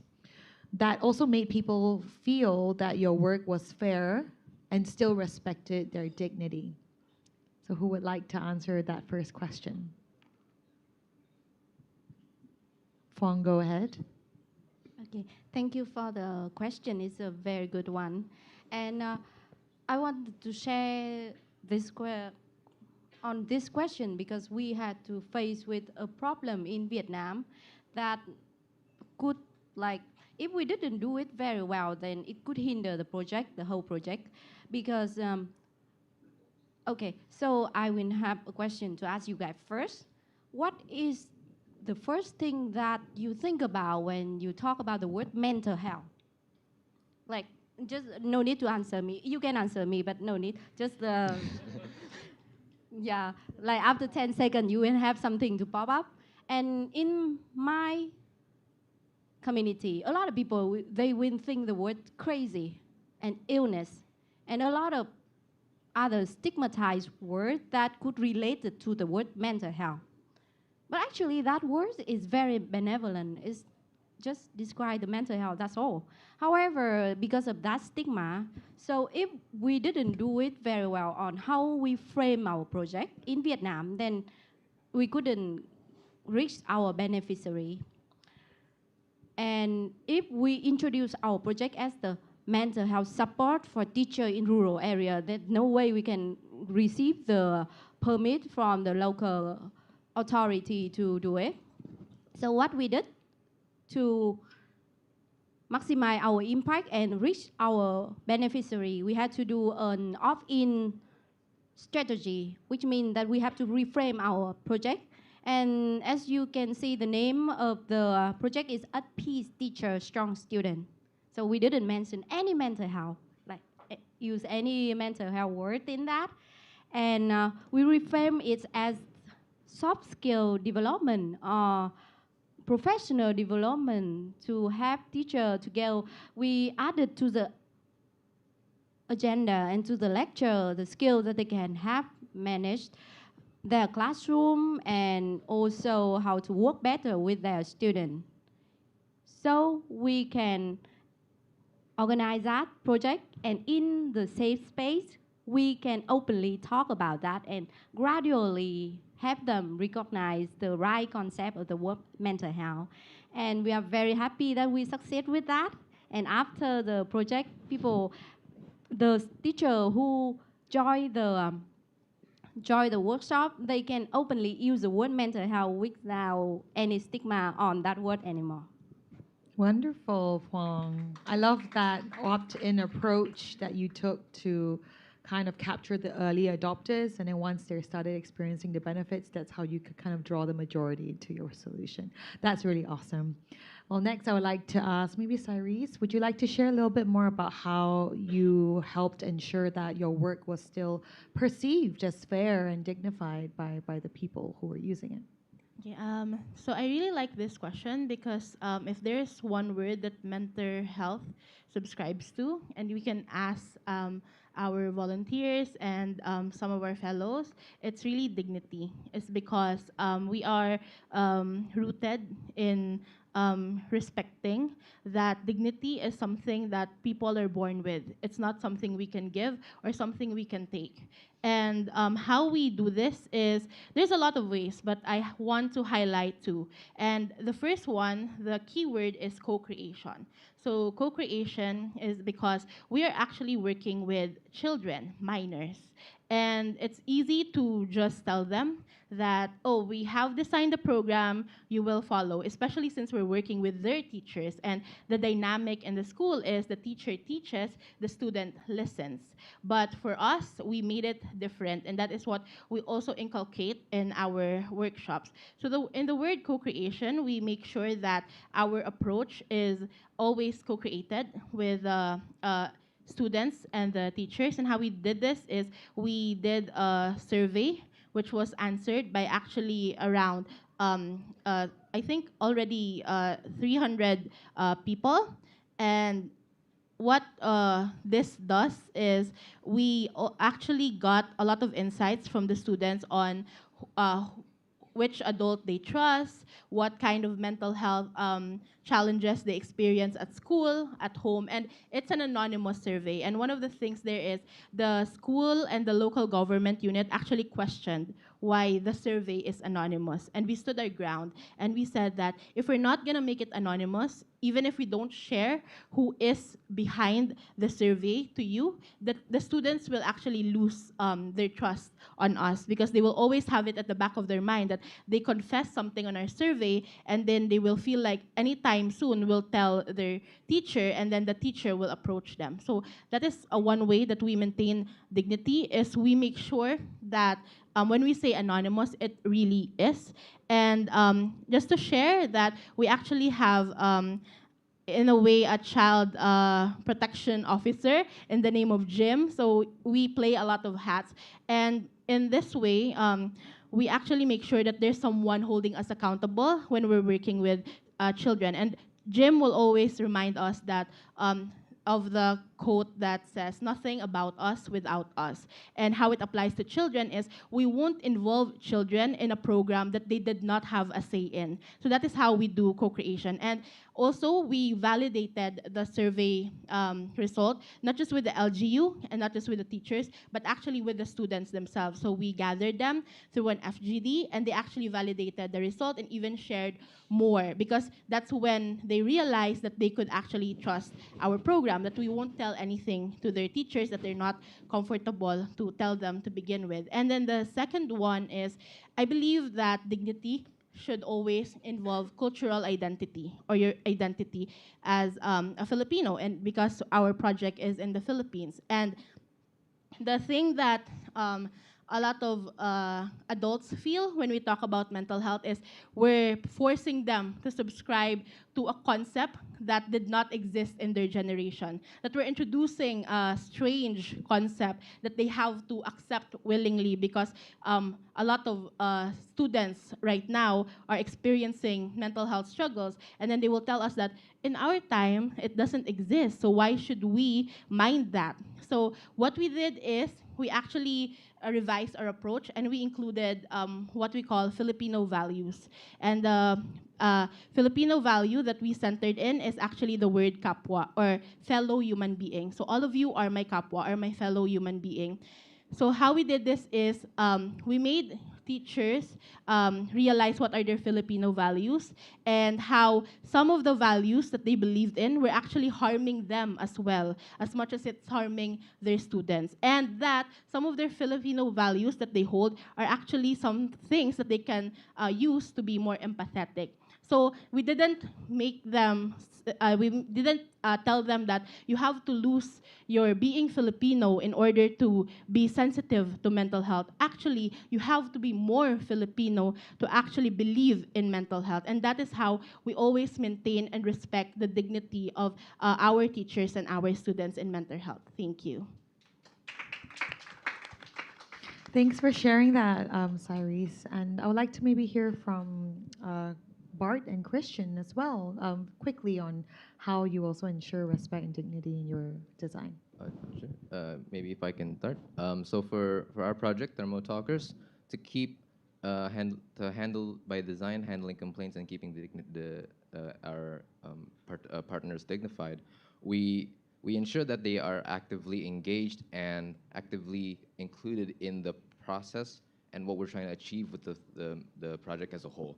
So what I mean by that is every single time we do a workshop or a science course, after we use the device, we hold an open discussion on what they felt, what they felt positively and negatively about the device, and have everyone include their inputs, and we write down their inputs, positive and negative, and it becomes sort of discussion into how, instead of just solving their problems specific to the science workshops itself, what are the needs, what are their needs from the specific device. And so by doing this open discussion, we're able to have them be included in, this is not just we're giving you a product, but we're trying to create a solution to something that's to a problem that you're experiencing. And so we would like to include your input as well.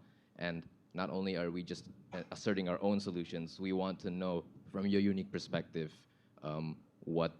how this could be the best possible solution for you.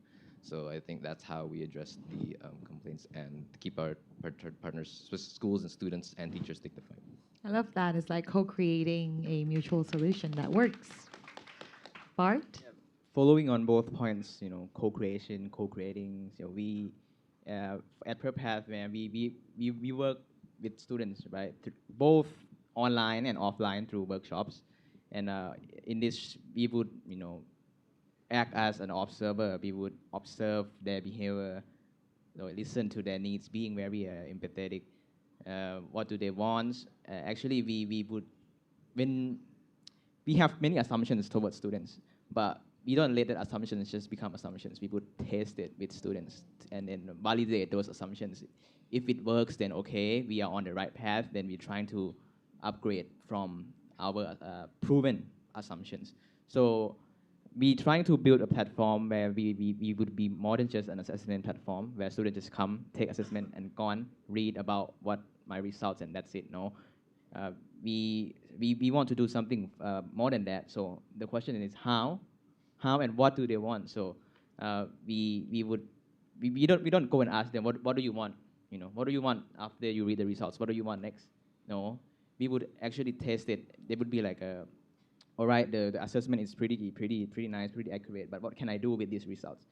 This is the point that we would focus on, and we would use that point as our questions, and we move further on with that question. So that's how we come up with our assumptions to satisfy the needs of our target audience.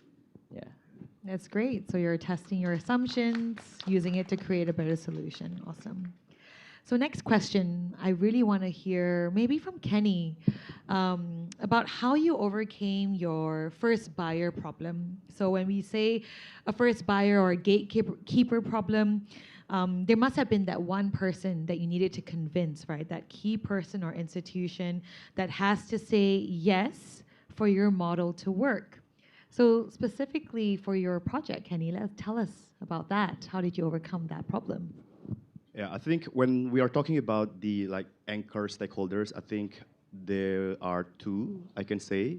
When Finca approached me to propose about this idea, teaching financial literacy to our beloved deaf individuals, the one question that I gave to Finca is that was it possible to us to teach about how to say the interest in the sign language and etc. etc.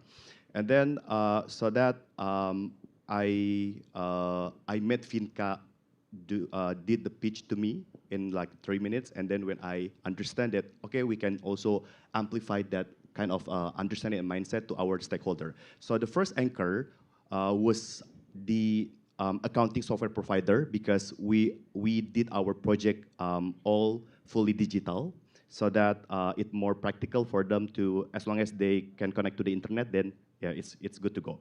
And then the second one was that the volunteer, because we are coming from the team that usually do the financial literacy for micro, small, medium enterprise, never did before relating to the deaf individuals or learners.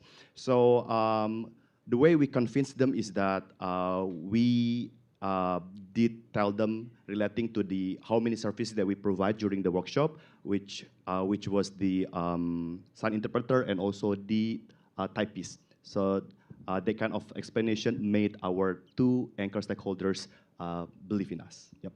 Wonderful. So building in accessibility into your project solution as well. Okay, I just want to be mindful of time. I think it's really just flown by, right? Our 40 minutes, and we have around 2 minutes left. I do want to ask a bit about, we're at this point, it's like the closing day. And, congratulations on kind of like getting through the entire year of the YSEALI Seeds for the Future program.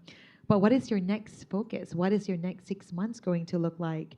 And if you had to focus on just one experiment or one project improvement to get closer to the right solution fit for your users, your partners, and even country regulations, what would it be and why? And I would like to maybe invite Bart and then Kenny to answer this and close off our panel with a hopeful sort of conclusion. So maybe Bart? So what's our next 6 months? We will definitely continue prep path. Of course, we're quite far from where we started now, and we try to develop it further, and of course keep testing, keep validating those assumptions that we have had, and then we try to improve the website to be more than just an assessment platform, but a platform where students could come and then learn about themselves and experience opportunities that match them the most. And we want to create such as a software that we are like a doctor here, right? We want to diagnose them with the right strength. And then after we diagnose them, of course, people would prescribe them with the right opportunities or the right vitamin for them to take. That's how they're going to end up in their best career path. So that's our ambition. And of course, probably being back here in Jakarta. Yeah. Wonderful. All the best with that. And Kenny, why don't you? Yeah. end the So panel? from No Limits, very short. We just want to make the financial literacy be accessible for everyone by putting the transcribed video online, so that not only for our beneficiaries can re-access our videos and also relearn again, but also the other deaf learners that really wants to learn about financial literacy on how you manage your personal finance, and also like even like simple first salary, they can access our videos transcribed online. So that's our focus on. Wonderful. So ensuring public access. Well, thank you so much, guys. And of course, our wonderful participants here will be available for a further chat. So this is not the end, but thank you so much for joining us. And yes, we're done. It's Society and Governance Pillar 3. Let's give everybody here a round of applause. Thank you, Zena, and our amazing speakers. Can you give another round of applause, ladies and gentlemen? Yes, and to this third pillar, we learned that through mental health crisis intervention and financial literacy, our speakers showed that good governance can protect even the most vulnerable members of our society.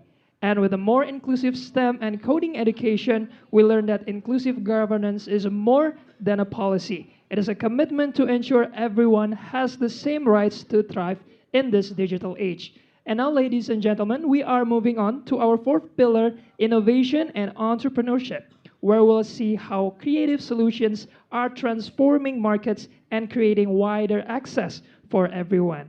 And now, I would like to introduce our moderator for this fourth pillar. She is a YSEALI alum, founder and chairwoman of Mountain Support Philippines. Ladies and gentlemen, please welcome Ella Bautista.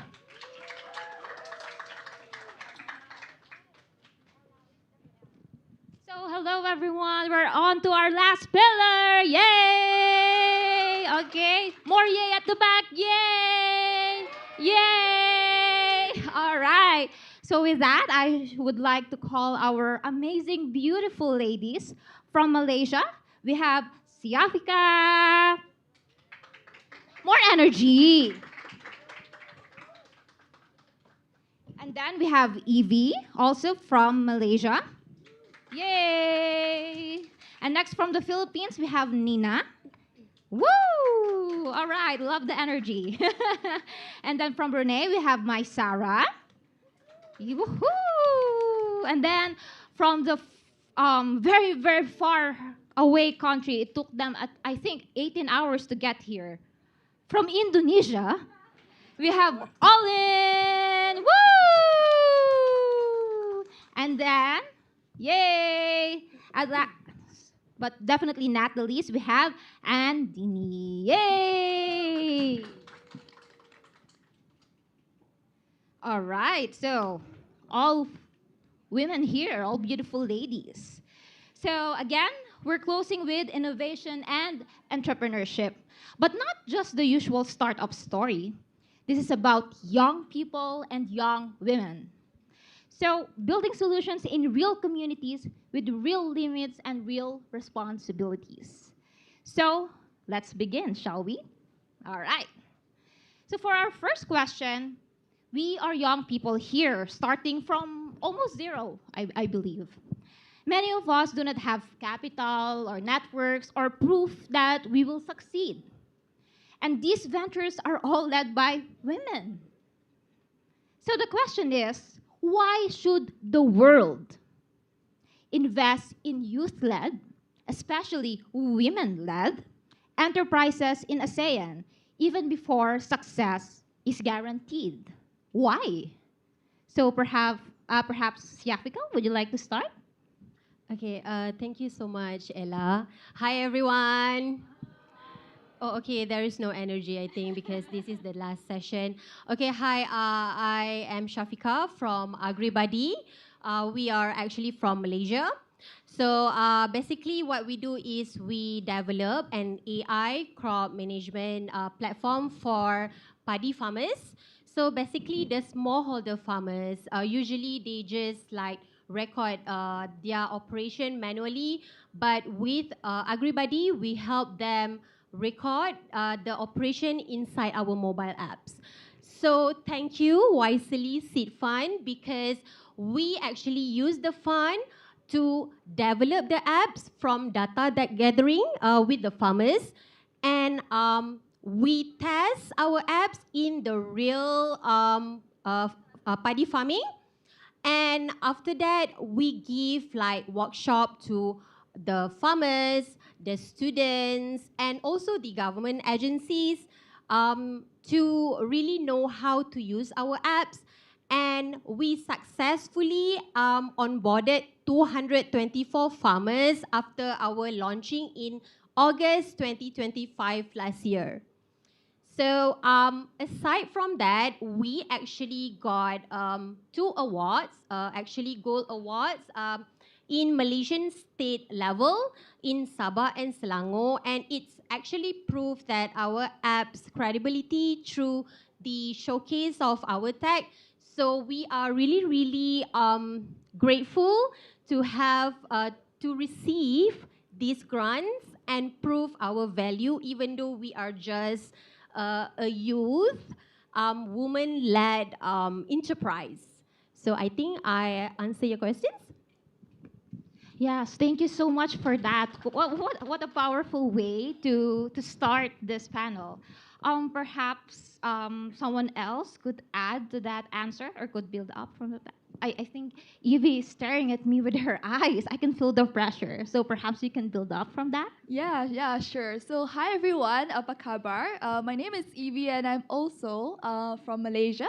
So, I'm from Rakan Tutor, the AI Empowerment Hub. And basically, what we do is to provide end to end AI education for students. And I know we have a lot of students here with us today, from running workshops to providing a digital learning platform, and also to provide AI opportunities such as competitions, scholarship, and also visits to companies like Google. And for the Indonesian students out here as well, we are actually also in the midst of translating our digital platform to Indonesian language. So all of you would get free access to that. Feel free to come speak to me after this session. And also, for more information, you can also check out page 26 of this blue booklet that you have got. So to Ella's question about why us, right? Like why invest in us? I think from a organizational level, Rakan Tutor has shown that we are able to adapt to the different, to the changing environment. We actually started out not in AI education. We started out providing math one-to-one education during COVID because there was a need for that. But after COVID, we realized that AI education is actually a more pressing need. And we were not afraid to pivot into this space, even though we are new to this. And from a personal level as well, I think that being in YSEALI, being in this project has also forced me to step out of my comfort zone because I'm actually from a law background, as some of our fellow YSEALI members are. But in this project, I actually take on a data analyst role to produce an impact report. So I think that the why invest in us is because as youth, we are very adaptable and we are very open to try new things. Back to you, Ella. All right, thank you so much, Evie. So who would you like to volunteer next? Ooh, this is very interesting. But I think to practice democracy, maybe we can let them volunteer themselves. Okay, Andini is looking at me. Okay, I volunteer you. So why should the world invest in us, invest in you, and what is brighter anyway? Okay, hi everyone. Halo semua. I'm Andini. I'm from Bright Her by Her Lens.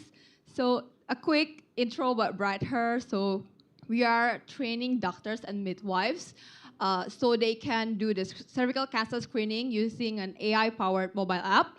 So then all of the women across Indonesia could get easily access of the cervical cancer screening. And to address Ella's question, so why us? I think that's because we are not afraid to start. We are like not waiting for someone else's permission to even start because we want to solve this problem that we see every day. So I think to that point of view that now because we have that brevity to even start, then you can guarantee that we will not give up even about our problem that we want to solve. All right, thank you so much, Olin. So who would you like to volunteer next? Okay. Yeah. Okay, go Olin. So same question. Why should the world invest in you, in us, and what do you do anyway? Okay, thank you so much, Ella with double L.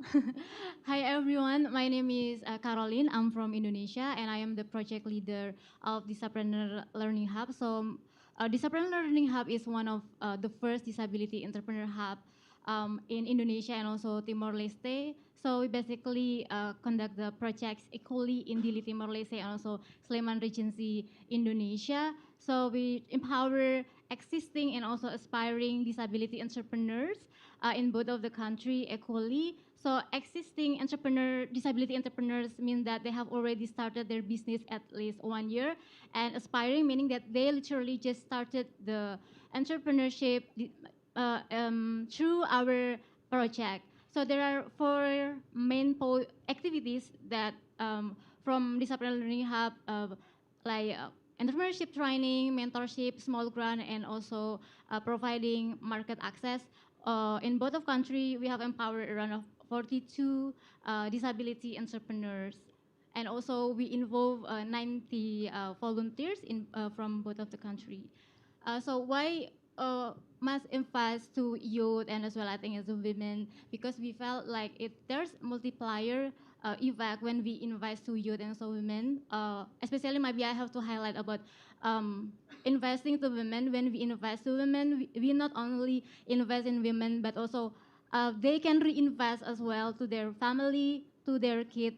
So also for youth, for the example. So here is the real example from investing to youth. More importantly, we really use social media to share about disciplinary learning hub. So we have like 1,300 posts in 8 months and also creating like viral activity related to our project to social media. There are 55,000 rich people we reach in social media, more than 400,000 views in social media as well, because we work with you. I think this is one of the best investment when you invest to like women or to youth. They can reinvest it to other community or their family. Wow, so many numbers. Thank you so much. And I love that you mentioned about multiplier effect. And moving on to that, perhaps from that, the next speaker can multiply your answer or build up from that answer. So with that, my Sarah, why should the world invest in young people or young enterprises? Okay, hello, good afternoon. My name is Mai Sarah. I'm the project leader of Seed Share project, like Sit Down and Celebration. If you want to know how to pronounce that. But Seed Share is a short form of Southeast Asian traditional craft encyclopedia. With the problem we solve is to promote the livelihood of artisan, the one who create traditional craft in Southeast Asia, and they have a better livelihood.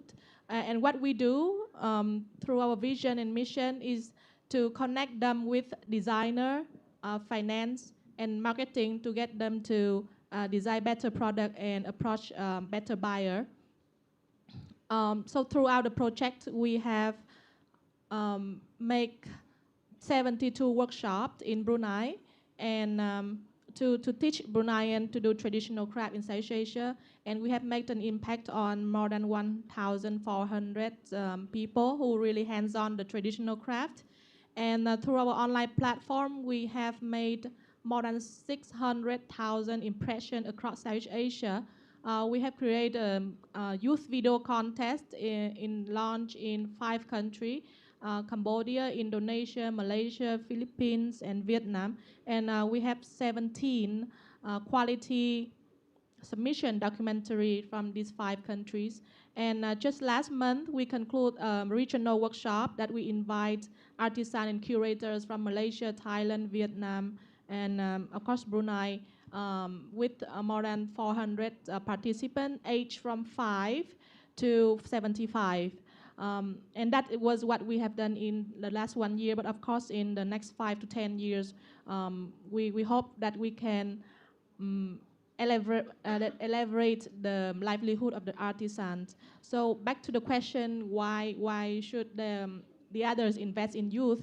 So then why don't we ask why not? Why not youth? Of course, youth as ASEAN Secretariat, we yesterday from 15 to 34, and they add up to a third, 34.1% of our population in Southeast Asia. So of course they are the young generation, have all the ideas. Not they, we are. So I'm turned 36 this year, and last year I got it when I was 35. So I'm the eldest here, and 40,000 years ago, we were at the Nia Cave in Malaysia. That was the eldest place in Southeast Asia that found the first interact of a human being in Southeast Asia with foreign in the foreign forest in Southeast Asia, in Malaysia. And ASEAN was founded in the year 1967, which is 59 years old now. Next year will be 60 years of ASEAN. But it sounds old to us, but it's only an infant compared to 40,000 years of us as a Southeast Asian human being. And we would like to preserve all the traditional craft. Like 500 years ago, we still naked. We're not wearing any clothes. And now we look at us, we're wearing all kind of clothes from all kind of material. And many of you here doing a lot of innovation on bioplastic and on sustainable material, but look at what you wear. It's all plastic and unsustainable material. If we just look at the bottle we drink, that is plastic, but we forgot to look at what we wear, what we use.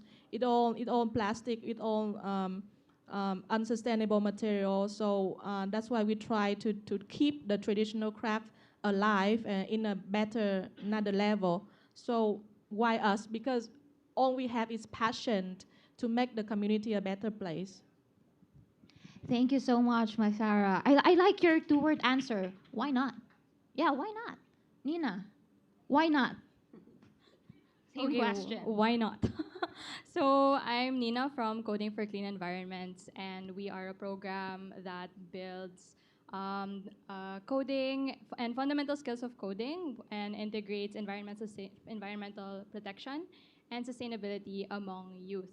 So I think I want to also boil down to the principle of your question, right? Like, why specifically youth-led and women-led startups and programs such as the ones that we have created here? So can I get a cheer if you are a woman and you are proud? Woo! Yes, okay, we need more women in the space. And can I get who, if not the youth and women and young people, to solve that? Because we're the ones who are closest to these issues, and we're the ones who are deeply embedded also in these communities, and we know the kinds of problems that we're trying to solve. And that's exactly what we try to do as well with Coding for Clean Environments, because in the Philippines, like in more private schools, you can see that there is coding education, there's STEM education, right? But then when it comes to environmental impact, and specifically for this project, we tackled renewable energy.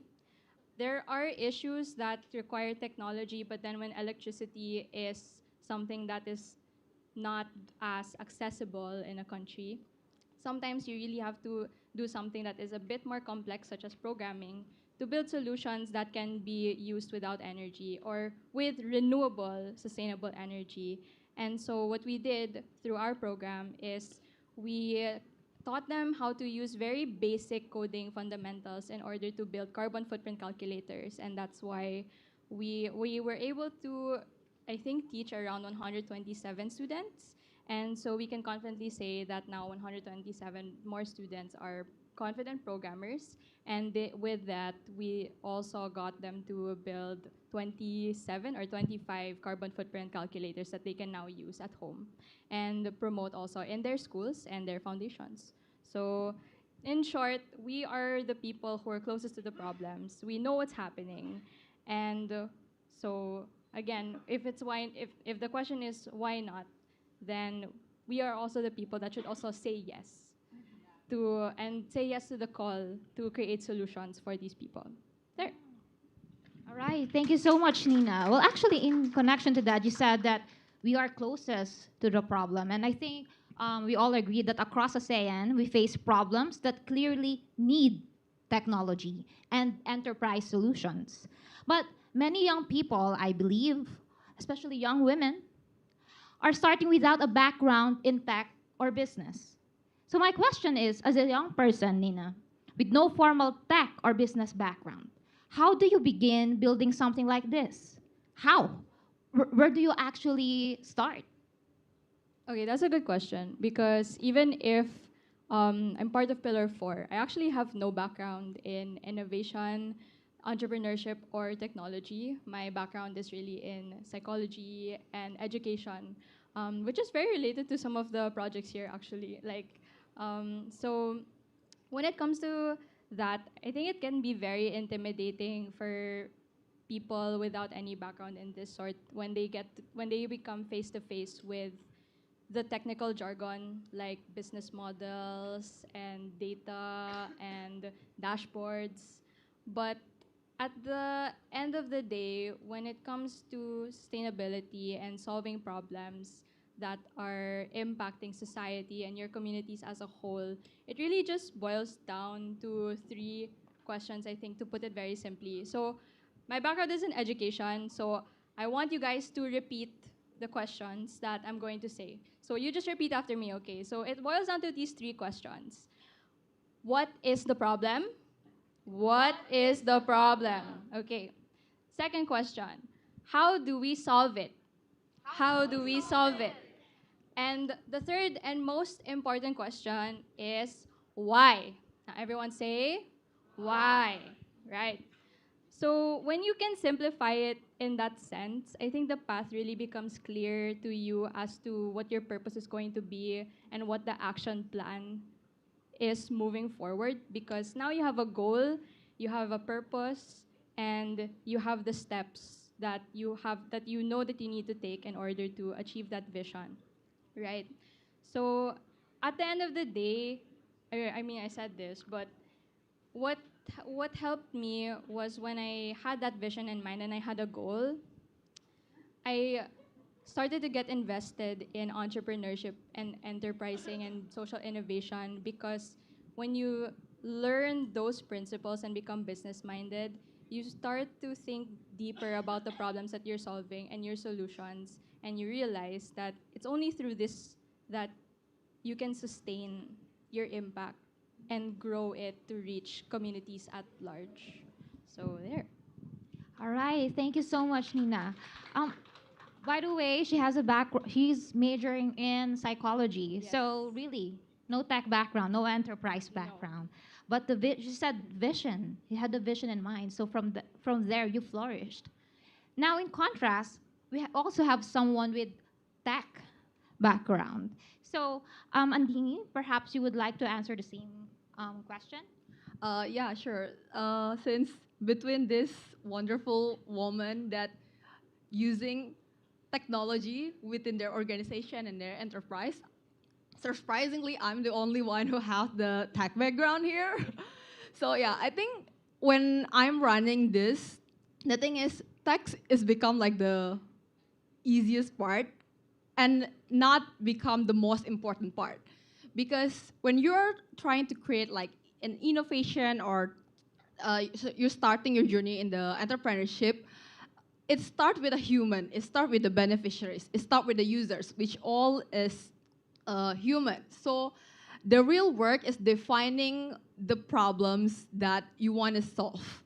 So that's become like the really most important questions that you need to solve first. Then try to use like the tech just as a tool, because at the end, at least at Bright Her, what we saw the problem is that, oh, this doctors and midwives doesn't have enough the capacity to run the screening efficiently and better and make it like accessible for all women across Indonesia. So then how we could solve it?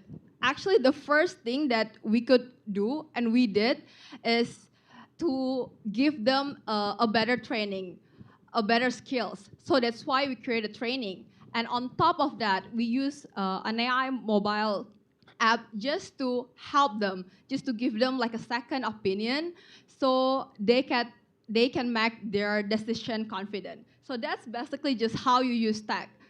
Use it as a tool, not as like the main reasons or main excuses to start your innovation and entrepreneurship journey.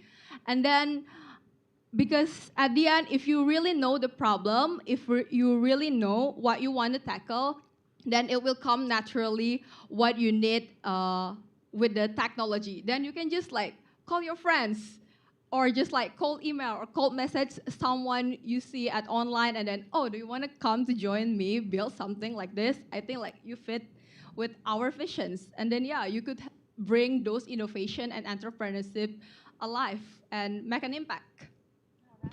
Woo! So thank you so much, Andini. You said, using tech mainly as a tool. And I guess for common ground, we also have someone who started their project as a plain tutoring project, just tutoring. And from there, it flourished into a full-scale tech project. So perhaps you would like to add something brief, Evie? Yeah, sure. So just now Nina gave you 3 questions to repeat. I'll give you now 1 question to answer. If we look at the screen here, how many people can we see on this screen? 4. So why 4? Why not 1, right?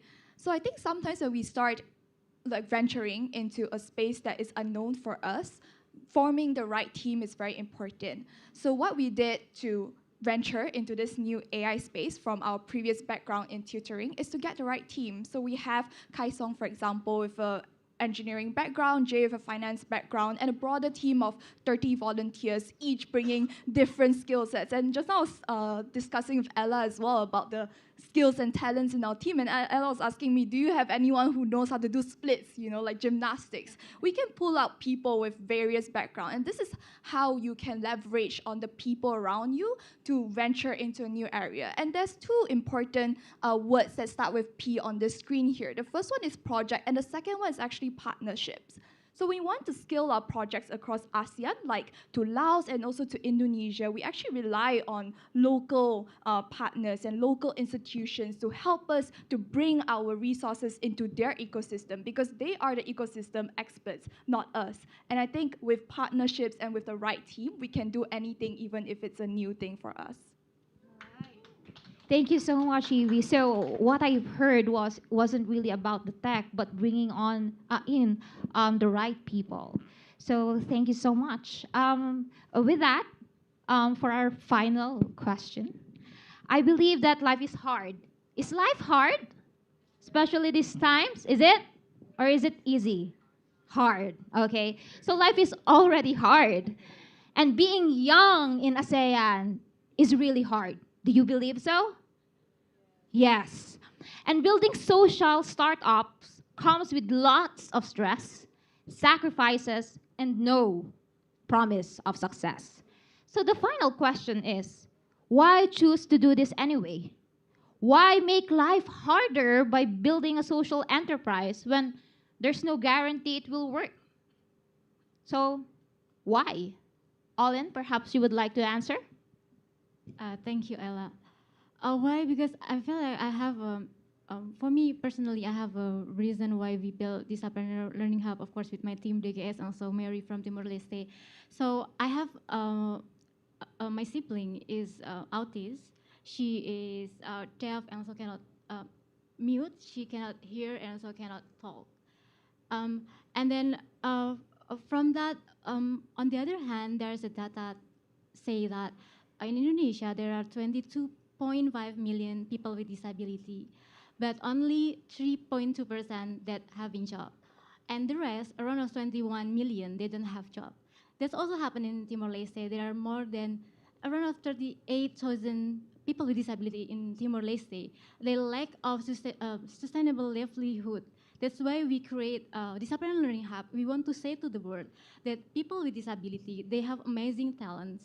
They have potential. Moreover, when we provide them access. For the example here, one of our aspiring disability entrepreneurs, she is deaf. She is 58 years old. Her name is Ibu Dia. So when she wants to start the business, like literally through our Entrepreneur Learning Hub, she said that, oh, I'm afraid that no one will buy our products. She likes to cook. And then besides of we also provide like cooking training to her, we even invite professional chef to train her. We also have local pop-up market. We invite people, and in total, there are around 450 products sold in our pop-up market. That also prove that providing access also can create, of course, creating impact. Sometimes it's not a big thing, sometimes it's small push, and I think that's what we are trying to do.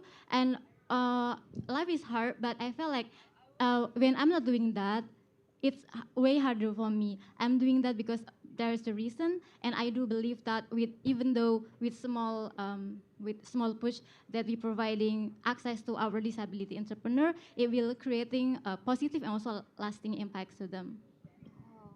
Thank you so much, Holland. That was so inspiring. I actually, your answer deeply connects with me because I am also a legally registered person with disability in the Philippines, actually. So again, we all agree that life is hard, being young is hard, but I think being a mother is harder. So we have our mom here. So, my Sarah, perhaps you would also like to answer? Right, thank you. So can I have your hand if you are a mother here?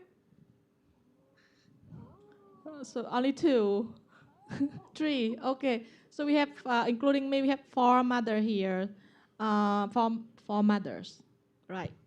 So for women, this is a bit sensitive, but let me just talk it out straight.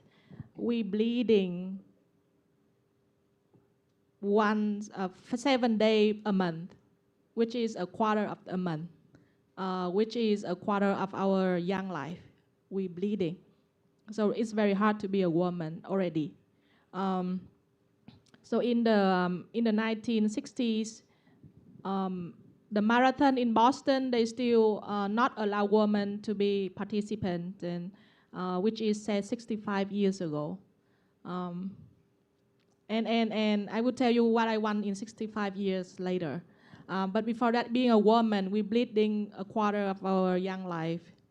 And also a mother, you can't be depressed. You don't need mental help because the kids will always come to you and demand for anything. And even when you want to cry, you want to be depressed, you want to close the door and stay in your room, the kids will always come and want something. So you don't have time to depress anymore. You have to fulfill their needs. And many of you doing disability projects. But is there any of you is a disability person yourself?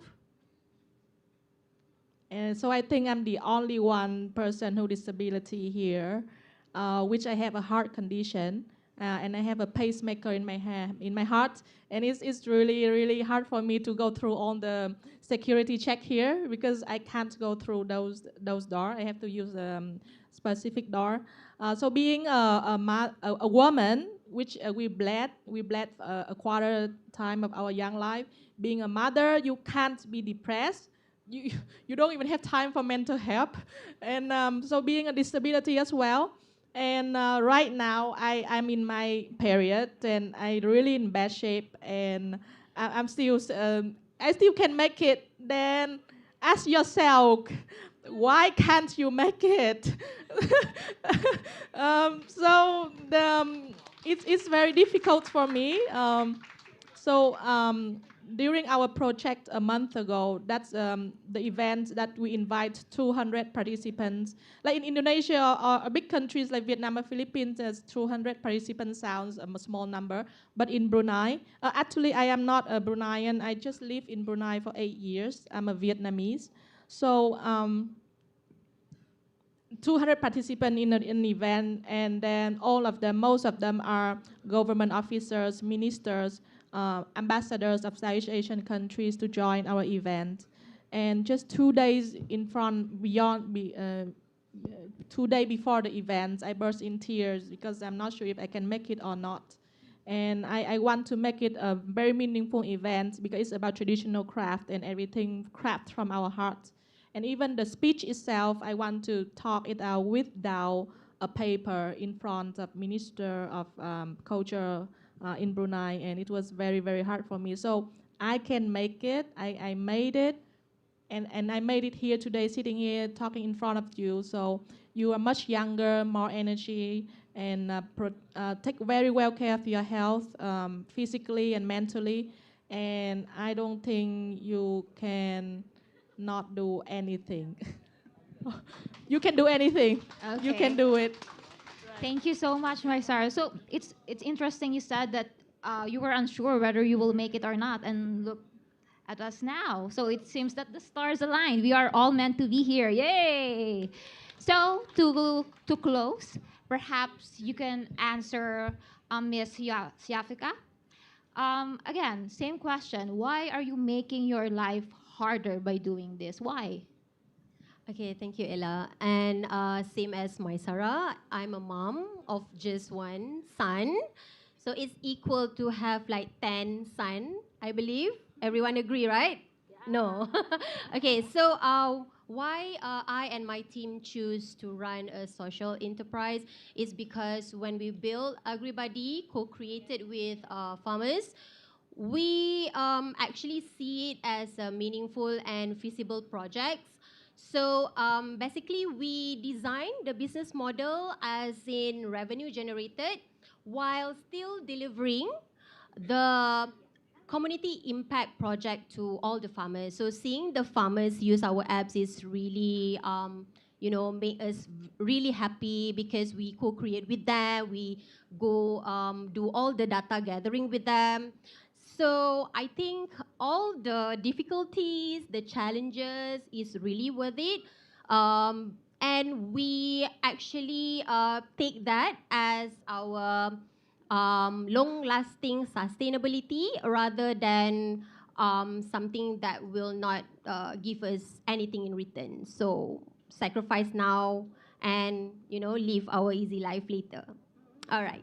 Thank you. All right, thank you so much for the closing answer. So again, ladies and gentlemen, this is what youth-led enterprise looks like in ASEAN. This is what YSEALI Seeds invests in. Not just project, but young people, young women, and young women who choose to lead and build anyway. So with that, thank you very much.